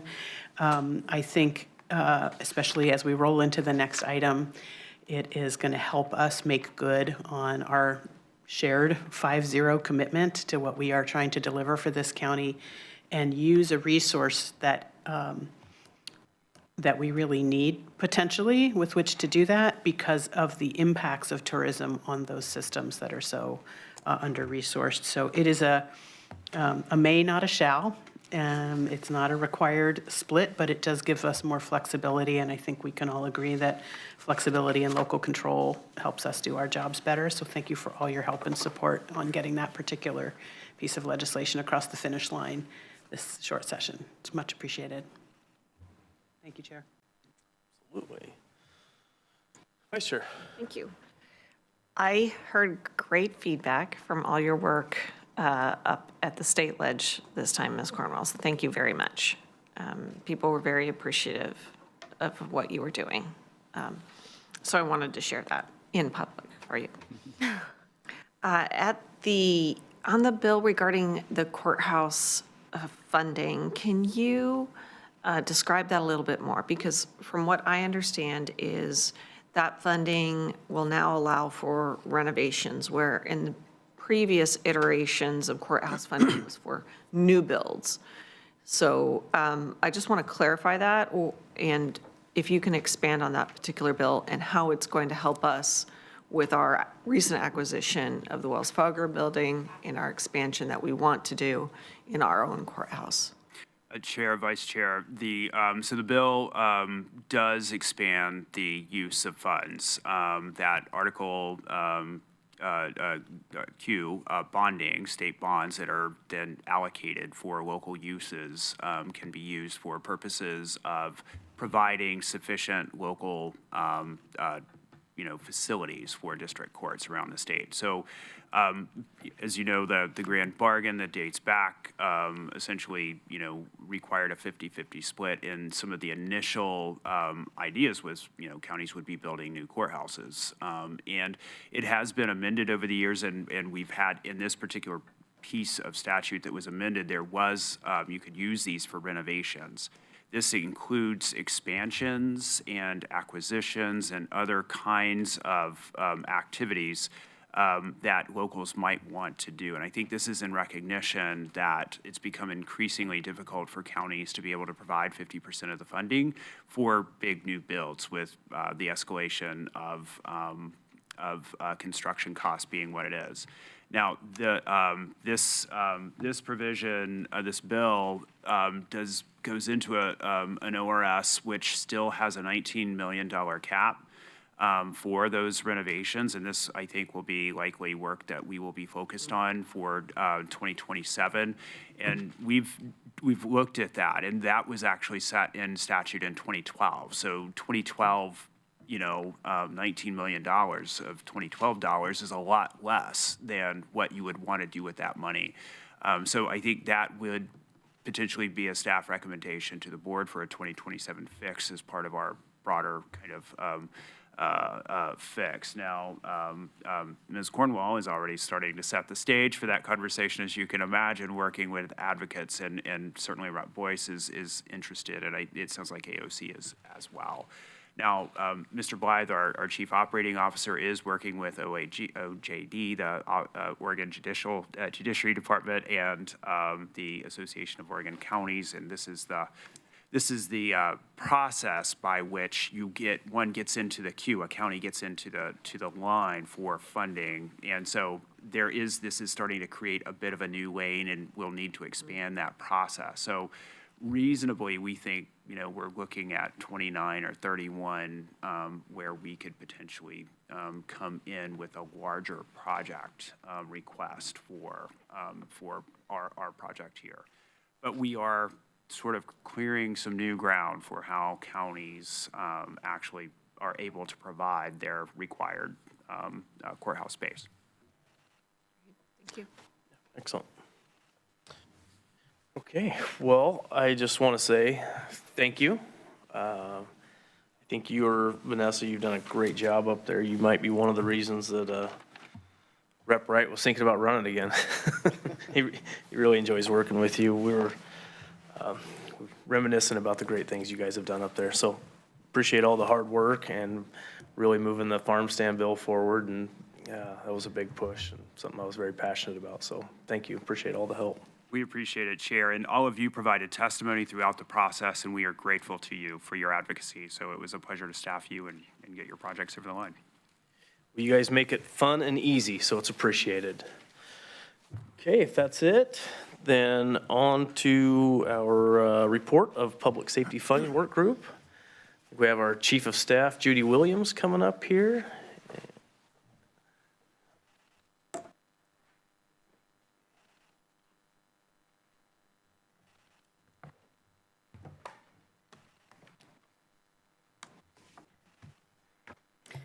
Take it away. Good morning. guess still morning, Chair, Vice Chair, Commissioners, Judy Williams, Chief of Staff. Just wanted to provide you with a brief update as the work progresses.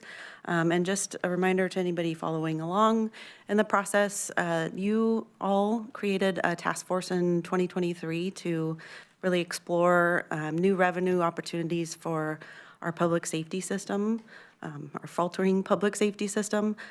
So this task force worked really hard, a little bit over a year, to work on this effort and presented findings to you all in June of 2025.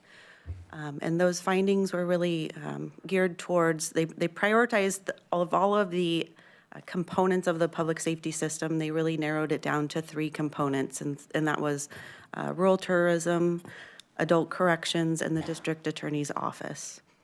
In addition, those recommendations that they did provide to you were kind of fourfold, looking at opportunities to further explore long-term funding, stable funding opportunities in the categories of 4 things. So efficiency, prioritization, and building trust, a multi-layered solution. So not only one or 2 of them, there might be some smaller opportunities, so packaging them as a whole, payroll tax, as well as a special district formation.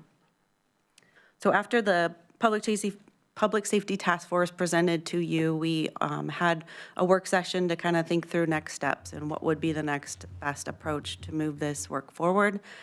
In September of 2025, we had created an internal workforce, a team here at Lane County comprised of the Sheriff's Office, the DA's office, Mr. Mokrajewski, myself, and some PIOs in our office. So we've been working hard to work towards gathering data and providing you some information so that we could move forward. One of the first things that the work group did and focused on was having some work sessions with you to really hear from the DA's office, hear from the Sheriff's Office in terms of the challenges that I know you are all well aware of.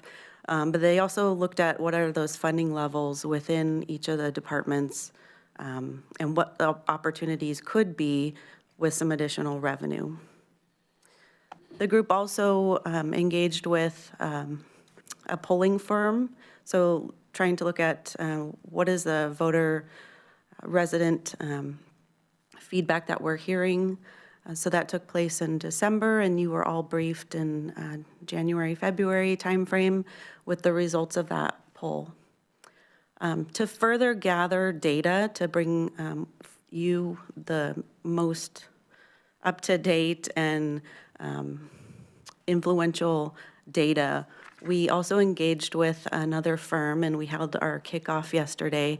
And this firm really, they're specialized in working with government agencies to do community engagement and outreach. And so we had asked them to help us with producing some listening sessions, as well as one-on-one stakeholder interviews. And so those are in the works right now. And then we plan to present those to you in June. So the firm is planning to come back to you June 3rd with a work session to hear from them. So that is additional data that will be presented to you, and then we'll meet again to see if there's enough conclusive information to make a decision to narrow that focus further, or if we need to do some additional work instead. Once the board is clear on moving forward with narrowing that focus, we have a community engagement plan in the works. It will be further tailored once we do have that specific direction, and then we'll be presenting that engagement plan to you. So those are the kind of key highlights and next steps. We do have, again, for anybody following along, just a visual, like a one-page timeline in the board packet and materials to kind of keep track of those key milestones and where we think the timeline might be in the near future. And with that, our next monthly update, it's looking like April 28th that will come back to you. Again, and June 3rd, have a work session to present the findings from our listening sessions and stakeholder interviews and move forward from there. happy to answer any questions if you have any. Yeah, excellent. That graph on the timeline is very helpful. Thank you. Those are some of the questions I've been getting. To the board. Commissioner Farr. Thank you, Chair. And Ms. Williams, Judy, thank you for the work that you put in, the work that you put into this. And the timeline really is an exhibit of that, that makes it very easy to comprehend where we are and what we've done. But one thing I wanted to point out right now, and I'm going to take this opportunity to do it, is, you know, when you say the same thing over and over again, as urgent as it may be, the sound kind of dulls with time, and pretty soon it's just background noise. Oh, you're just saying the same thing, you're just saying the same thing. And there are a number of things that we're saying over and over again that we should shout as often as we can and make sure that people understand that this is still urgent. And the work that we're doing on public safety is still, in fact, ever more so urgent. Along those lines, I'm looking at the agenda memorandum, and why are we where we are with public safety? And there are 3 bullet points here that really explain why we are where we are with public safety. The loss of federal timber revenue. Now, we've been talking about that already today, the loss of federal timber revenue. The main reason that we have such a diminishment of our general fund money, which is most of the funding for public safety, is the loss of federal timber revenue. Maybe we're doing something about it. I don't know. Time will tell on that. But we've been saying that for so long that people have forgotten that that's why we are where we are with public safety. That's why public safety has diminished. Ms. Mokrajski, you pointed out on the graphs all the time, I mean, that sharp diminishment in federal timber revenue, which has been offset somewhat by secure rural schools, but also there's a 90% reduction in secure rural schools funding, which is the cap in hand. Please give us something. Instead of what you promised us, give us something different. Well, maybe at some point we'll get what has been promised regarding the general fund revenue that we do not have now that will help us fund public safety and other general fund items. The other 2 things, comparatively low permanent property tax rate, we have that. No question about that. And the third is the cost to provide services is growing faster than revenues. So those 3 things, loss of federal timber revenue, low property tax rate, and the elevated cost, continue elevating cost. And we're doing what we can across those fronts. And bringing everything in order with a timeline that you provided to us gives us something to actually adhere to so that we can feel that progress is being made and also report to the general public that we are making progress toward the ultimate goal of making Lane County a safer place to live, work, and play. So, Ms. Williams, thanks for all the hard work that you put in. Ms. Mokrajski, thank you. Is it okay if I make a comment? Absolutely. Just, you identified both of these, Commissioner Farr, and I just want to reframe it slightly as a two-pronged monster, let's call it that. The problem that we're dealing with is not 2 separate issues, but actually the combined issue of the loss of timber funding combined with the artificially low permanent property tax rate. That's the problem. We always had a low rate because we had the timber funding. Timber funding went away, and we didn't adjust the rate to be where it's at. And so the task force, you said both of those. I'm just saying that it's important, I think, that we think about those 2 as being intertwined, that when we talk about solving this problem, it's not an expense. You can't cut your way into a solution, right? We've said this to the board. You could stack up all of the non-public safety functions in the general fund, cut all of it, and you still wouldn't be able to adequately fund the sheriff and the DA. So without, anyone who thinks we can solve this problem without new revenue is either kidding themselves or denying the reality that, and the task force recognized that, and they talked about they said a multi-pronged solution. So we have this 2-pronged monster. We're looking for a multi-pronged solution. It's going to need to include new revenue, and that could be forms like transient lodging tax that we saw the legislature approve on, as well as new revenue that we're going to need to achieve in addition to continued expense reduction in those places. I just want us to continue thinking about it as the big problem that we're facing is not that we need to cut our way into a solution. It's that we have to identify the revenue solution to the problem. And not to diminish additional timber revenue that is potentially on the horizon. It's not a switch that's going to happen tomorrow, but potentially on the horizon. To the board, anybody else? Okay, thanks, Ms. Williams, sure appreciate it. Thank you. Okay, down to county announcements, county administrator announcements, Mr. Mokrzewski. Chair, Commissioners, we're in the midst of our department meetings on the budget. So last week, we met with the sheriff and youth services, and this week, we're meeting with all of our other departments. And finalizing, we will, by the end of this week and early next week, be finalizing decisions around the proposed budget. So as the board knows, we have a gap in the general fund. We have a number of distressed funds, big issues in our waste management fund that we're going to likely come back to the board at the end of March for some discussion around adjustments that we'll need to make in the proposed budget to the budget committee. So that's really my announcement today, is the heavy work is happening this week to begin the process of finalizing the proposed budget that will be provided to the budget committee, the 5 residents and 5 commissioners at the end of April. And then we'll go through our public budget committee process throughout the first 3 weeks of April. Sorry, first 3 weeks of May. So I'm happy to answer any questions, but that's a lot of the activity happening this week. Okay, Commissioner Farr.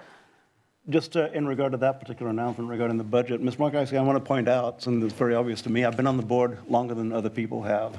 I've seen what this board was like before you came, what the budget picture looked like before you came, and it was particularly messy. The 2 years budgets that I went through before you arrived. What happened once you came is, as a county, we began to bring the budget into a balanced form that we'd never really experienced before. Of course, the cuts had happened very, very quickly, and under your leadership, the budget has become, until this year, has become almost languishing in a balanced budget. Languishing is not quite the right word, but we're confident that the budget had been balanced to the best of our ability without any draconian cuts. This year is a little bit different. This year, we have some things to look at because of diminishment in federal funding in some cases. It's a different budget situation. But over the last 12 years, Ms. Mokrzewski, that budget, which had been a real issue, has been very well balanced, very well managed. And while there are things that we wish we could spend money on, we've balanced the budget and we've had a structural balance that had never been achieved before. Thank you. Okay, well, if that's it, we're moving on to commissioner business. Commissioners, do we have any announcements? Do we have any comments or remarks? Oh, what do you have there? Comments or remarks? No, it's just an announcement. I had a chance to visit Everyone Village a couple of times and then had a lengthy meeting with Gabe Pischewitz on Friday. And it's amazing what has happened out at Everyone Village over the last 3 years since that land was deeded or donated to Everyone Village by Rexius Forest Products.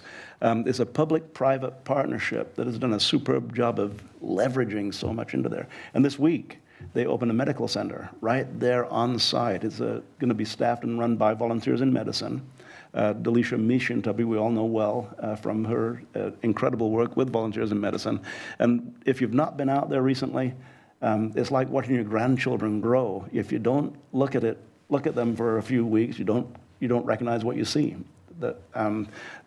We were out there last week, and it's remarkable how much the land is being used out there and how it is becoming a model that could be replicated in other places, not just in Lane County, but far beyond our county limits. So it's pretty amazing. And then if you go to Kalapuya High School, about a stone's throw from where I live, Kalapuya High School is building one of the students at Kalapuya are building one of the housing units that are going to be placed at Everyone Village. A remarkable effort. Mr. Trigger. Thank you. I just wanted to note for any members of the public that are watching, there are a lot of challenges to our healthcare system nationally, obviously, but right here at home in particular. And the transition to a sole coordinated care organization from having to and an enormous lift for Trillium to transition tens of thousands of new clients onto their roles. I've been very involved and regularly in communication with Trillium, with our Director of Health and Human Services, as we are also a contract provider with the CCO and with the Oregon Health Authority. I think for how heavy a lift it's been, it's going as smoothly as can be expected, but I know there's still a lot of folks in the community that are losing their provider, waiting longer to get appointments. So it's a real challenge. But coupled with that, and more recently in the news, is this conversation about Peace Health's decision to shift away from a 35-year relationship with a locally owned, locally managed emergency physician provider contract and work instead with an out-of-state corporate medicine entity in Apollo MD.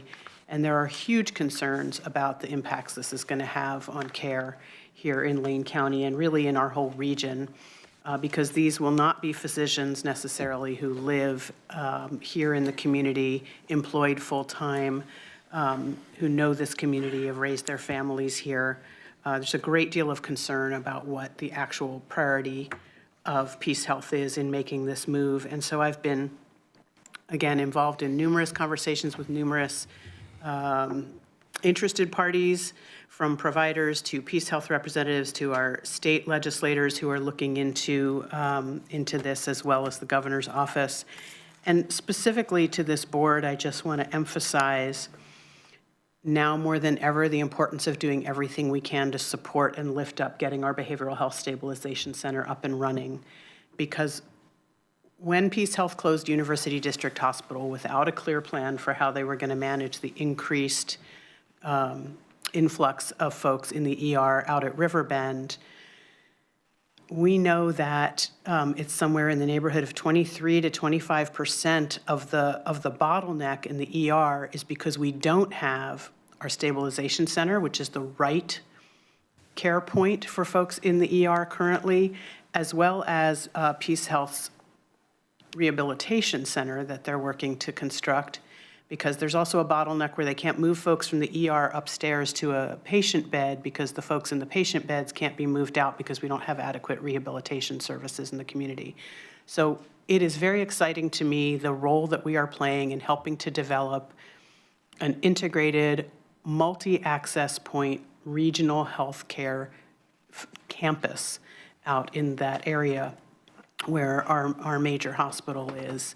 And anything we can do to alleviate the pressures on the ER and the care providers working there, as well as our emergency responders who have to wait with anyone they bring in until they are transferred into care before they can get back out on the road and answer other calls. So if we care about public safety, and I know we all do, then we also have to acknowledge the role that not having the stabilization center is playing in reducing the ability for the limited capacity of responders we have in the community to meet the needs of the community.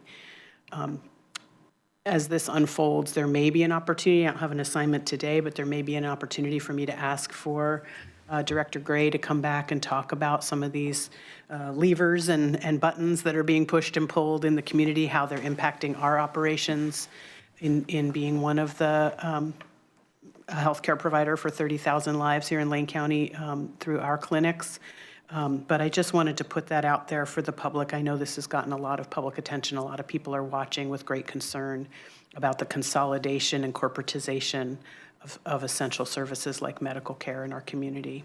That I am paying attention and in a lot of conversations and just out in the community to better understand what's happening in that space. Thank you, Chair. Absolutely. I just have one comment. Commissioner Farr and I on May 13th will be at the Three Rivers Foundation. That's something we do every year. It's been scheduled since last year, and there's a budget work session set up for that day. So I don't know if that can be moved or adjusted, or we might have to miss one, but I feel obligated to be at that event. So, okay, any committee reports? Mr. Farr. Just a couple very briefly. As I mentioned earlier, the Metropolitan Wastewater Management Commission, I'm your representative for that commission my 7th year now.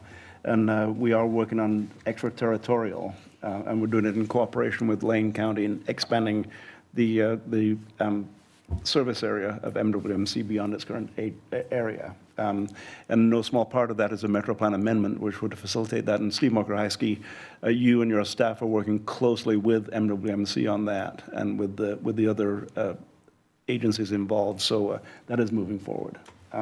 Second thing I'll mention is the Poverty and Homelessness Board continues to meet. Sean Murphy from Laurel Hill Center currently is the chair, is in her second year as the chair, doing a superb job bringing the focus of the Poverty and Homelessness Board back to direct services in cooperation with the many nonprofit agencies in the area. And also, it is a multi-governmental board. So we do have the Mayor of Eugene, the Mayor of Springfield is on that board, and I'm your representative of the Poverty and Homelessness Board. And it's been recently announced that the multi-agency collaborative, which had been required to distribute initially the governor's special funding for poverty-related issues, homelessness and poverty-related issues, is no longer a requirement. So the requirements of the multi-agency collaborative will be wrapped into the Poverty and Homelessness Board, which is also the continuum of care agency for Lane County. So it's big matters that are before the Poverty and Homelessness Board, but bear in mind that Sean Murphy is the chair, and she is doing a superb job of making certain our direction is spot on. We meet this Thursday right here at that table right there. It'll be a bit bigger when we meet on Thursday. To discuss Poverty and Homelessness Board issues. That'll be at noon on Thursday. Excellent. Okay. Any future board assignment requests? Commissioner Farr. Thank you. And this is one that I telegraphed to Mr. Mokrajski some time ago. It's regarding Lane County's performance auditor position. We have an Office of Performance Auditor in Lane County. We have not filled that position since Dr. Casey Creer left in, I believe it was 2019. We've not refilled that position for a number of reasons, which I won't go into. But my request, Ms. Mokrajski, is going to be that we look at the steps to filling the position. The position of a performance auditor is one of three positions that is hired by and reports to the Board of County Commissioners. And I'll read directly from Lane Manual. It's now 3.035. It used to be 3.07. It is the policy of Lane County to maintain a performance audit function as a means of providing the Board of County Commissioners, the county administrator, and all levels of management with a timely analysis and information to assist the county in the control of operations, ongoing improvement efforts, and effective achievement of the county's broad objectives. And it goes on to talk about the scope, the authority, and the performance auditor's position in Lane Manual, which I have a copy of right here. The authority is the County Performance Auditor's Office consists of the County Performance Auditor and such subordinate employees as the Board of County Commissioners may provide. The County Performance Auditor has neither a management nor a policy role. Rather, the auditor provides independent and objective information about Lane County programs and services. Is a means of transparency. And Ms. Mokrajski, my ask of you, should I get concurrence with the other board members, is that we look at the timeline for hiring a county performance auditor. What steps would it take, and with an end date on this by July 1st to have a timeline in process for rehiring, for reestablishing the role of a county performance auditor. Reestablishing is not the right word. The role is still there, but filling the position.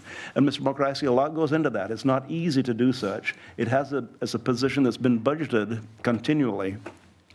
We do also have a place in Lane Manual for a performance auditor committee, which has met regularly, and even subsequent to the Dr. Creer leaving, the committee met for a while, but it didn't seem to have any significance since we didn't have a performance auditor.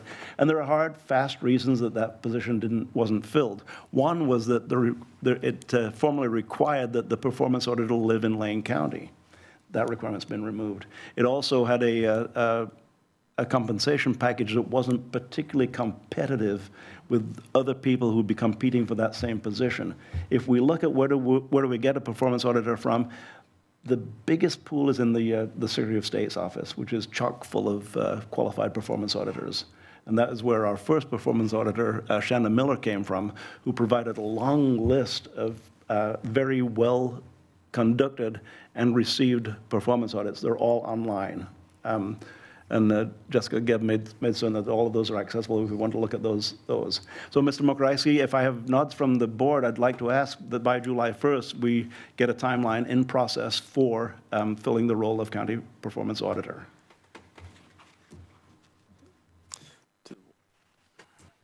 I'll just say I've always been supportive of that position, and it's been some time. We revisit it periodically, but we haven't really gotten a lot of energy behind it, and I'm absolutely open to exploring that. Commissioner Trigger. Thank you. So to clarify, did you say by July, are you implying that in the next fiscal year, the position would be active and we would start recruiting? Or are you saying that, yeah, can you just clarify that? Ideally, we would have a search in process for the now, and I'm open to how Mr. Mokrasky responds to that. In that, it may be worthwhile to have a temporary performance auditor while we're conducting the search for the full performance auditor, and that temporary performance auditor may come from the ranks of someone who's already filled the job in the past. But I'm just trying to clarify what I'm nodding my head to. You're basically asking that the budget include the position be filled for is that why the timing of? Of July 1st, yes. Now, the position is in the budget has been in the budget every year, and it's just not been filled and not been spent. And I guess I want I remember, because I also, to be clear, I've always been supportive of the position. I understand the value of a performance auditor, but I also know there's been some retooling with the approval of this board of how other positions operate to provide some of the analysis of performance, of program performance and deliverables. So I'm just curious if you want to share anything more about that before I consider this, because this is sort of a, Yeah, that, and then I'll. I would say that we have continued to contract for performance audit services on a case-by-case basis where there are identified identified management desires for improvements. One example is right now we're looking at doing a central services review, a review of all of our central services. I wouldn't use a county internal performance auditor for that work because we really need someone who's specialized in that type of work. We've done it around things like technology services, human resources, and other fleet services and other things. So we've continued to do contracting out for that. In my opinion, that's where auditing of and identifying the best recommendations for improvements of services happens is through individual consulting, because you can identify the subject matter expertise within that particular area that you're seeking to evaluate, as opposed to there certainly there's value and benefits to having a county performance auditor. What we saw in our experience in Lane County, what I've seen in other counties across the country, is that an internal auditor tends to focus on general. They'll flag areas that need to be looked into, but they have a harder time looking at specific and identifying specific recommendations because they don't have the expertise in those areas. So to your question, are we doing that work? Yes, we're continuing to identify where we need to do management review and performance review by professional consultants in those areas. An example would be the hiring of the firm for our strategic planning work that we did with the board, which is really outstanding work. Hired a consultant that would come in and facilitate that process. And then we also have some data and analytics tools and resources that we didn't have back when we had an auditor. So can you talk about whether or how there's interplay between what an auditor function would fulfill and what we're getting out of that work that we now have in place? Yeah, a lot of our work around data and analytics has been to create the infrastructure necessary to make sure that we're collecting the data that we need to assess performance, and then that we have the tools and the skill set to analyze that data and make recommendations about improvements. And so we have data analytics staff that work now. We created that team really of two. 7, I want to say, maybe it was 2020, 2021, right around It that was time. 21 because I was on the, Yeah, so about 5 years ago, we created that data analytics work, and so they're doing a lot of work, particularly in the public safety space with the sheriff's office, district attorney's office, and identifying, crime patterns and in helping access. This goes along with artificial intelligence, so we're also doing a lot of training and development around use of AI. I just met with the assessor yesterday and the assessor's team in the budget discussion about the potential use of AI in identifying, Mary's gonna smack me when I don't get it right. Identifying properties that are ripe for reappraisal, right? That's a conversation that the board has had to, and we don't have the staff to go out and do all that work, but we can make the staff that we have more effective and efficient at their work when we have tools that are available. So AI certainly is a tool. We now are converting from the prior data analytics tool to a new tool. It's just escaping me at the moment. So yeah, so we have tools that are available today that we didn't before. And again, we're hiring consultants to help us provide best practice recommendations for improvements, and then training and developing our staff to be able to do, constant process improvement work.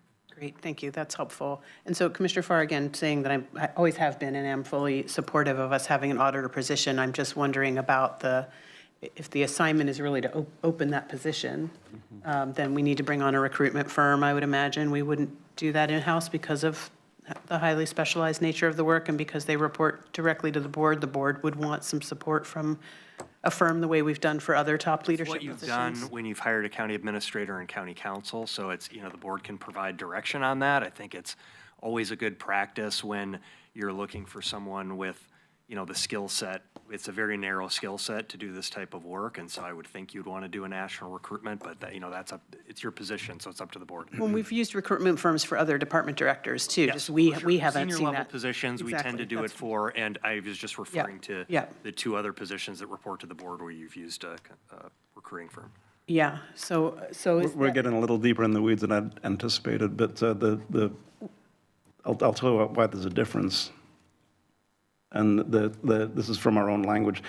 You don't just get a performance audit; you get a performance audit committee, which oversees the work of the performance auditor. And in the past, that committee has been comprised of people with a great deal of expertise in performance auditing. And my request is simply that we get the process in place, and the details of the process we can work through. The county performance auditor is appointed by and reports directly to the Board of County Commissioners. It's established to promote the independence of the performance audit function, provides oversight to ensure accountability and transparency in Lane County government. So it's very much aside from the details of how to run a department, more generally on the efficiency of the organization. So again, well aware, I can have the floor back, well aware and supportive of the position. I'm just trying to understand so that since this is an assignment, so that our administrator can fulfill the assignment if it receives head nods. So is the assignment to begin recruitment for a county auditor? It's more general than that. By process in place by July 1st, and if that process could include actually having filled the job, it depends upon the speed with which the county administrator can move the process forward.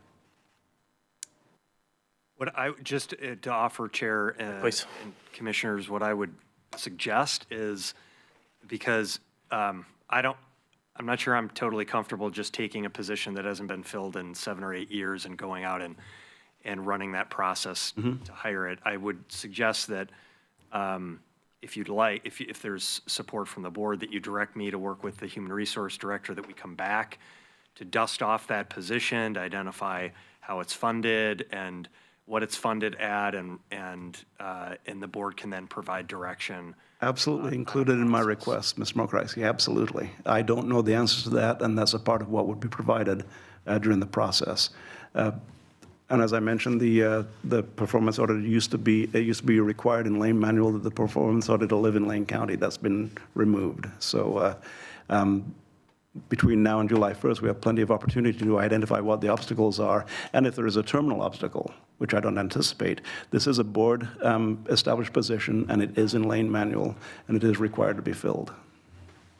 Yeah, I mean, the other option I would just offer is we are heading into a budget process, and just because I'm coming out of these meetings, and I can tell you, the 5% reduction options that departments that we've asked 2.5% and 5% reduction options putting forward, these are, they're positions in public safety, in all of our elected offices, our appointed services, direct services to the community that are really impactful. And so when we have a position that hasn't been filled in 7 or 8 years, you may want to hold on making a decision on that until you've seen the budget and you understand what the impacts there are, and you have the ability to decide what your I mean, this is really just, we're going through, every budget is a process of prioritization, and identifying the resources necessary to fund the things that are the top priority to the elected policymakers and the community that you serve. So that's an option. We certainly can bring back a process, have that discussion in advance of the budget, and you can wait to make a decision, and you can do it before or after. I think my request was clear, so thank you. Yeah, and I'll just say, I support you, Commissioner Farr. I think a performance auditor, when you're going into hard times, is needed more than ever. So we're looking for Commissioner Webble. Yeah, I'd just like to chime in too. I support that as well. Thank you for bringing that up, Commissioner Farr. I appreciate that. Certainly supportive of getting more information about what that would look like. Then what I will do is come back, I'll do a review of assignment, but what I'm hearing is come back for a discussion with the board and specific direction to the human resource director to begin the process of recruitment. But again, I think you'll want to look at the position, you want to look at the classification, you want to look at the compensation, we'll want direction on the pool. Are you looking at a local pool, a statewide pool, a national pool? What type of process would you like to go through? So we'll come back with that discussion. I think we can do that within the next couple months. Okay. Well, that was a review of our assignments. So with the sound of my gavel, we will be adjourned until Tuesday, March 31st. Thank you.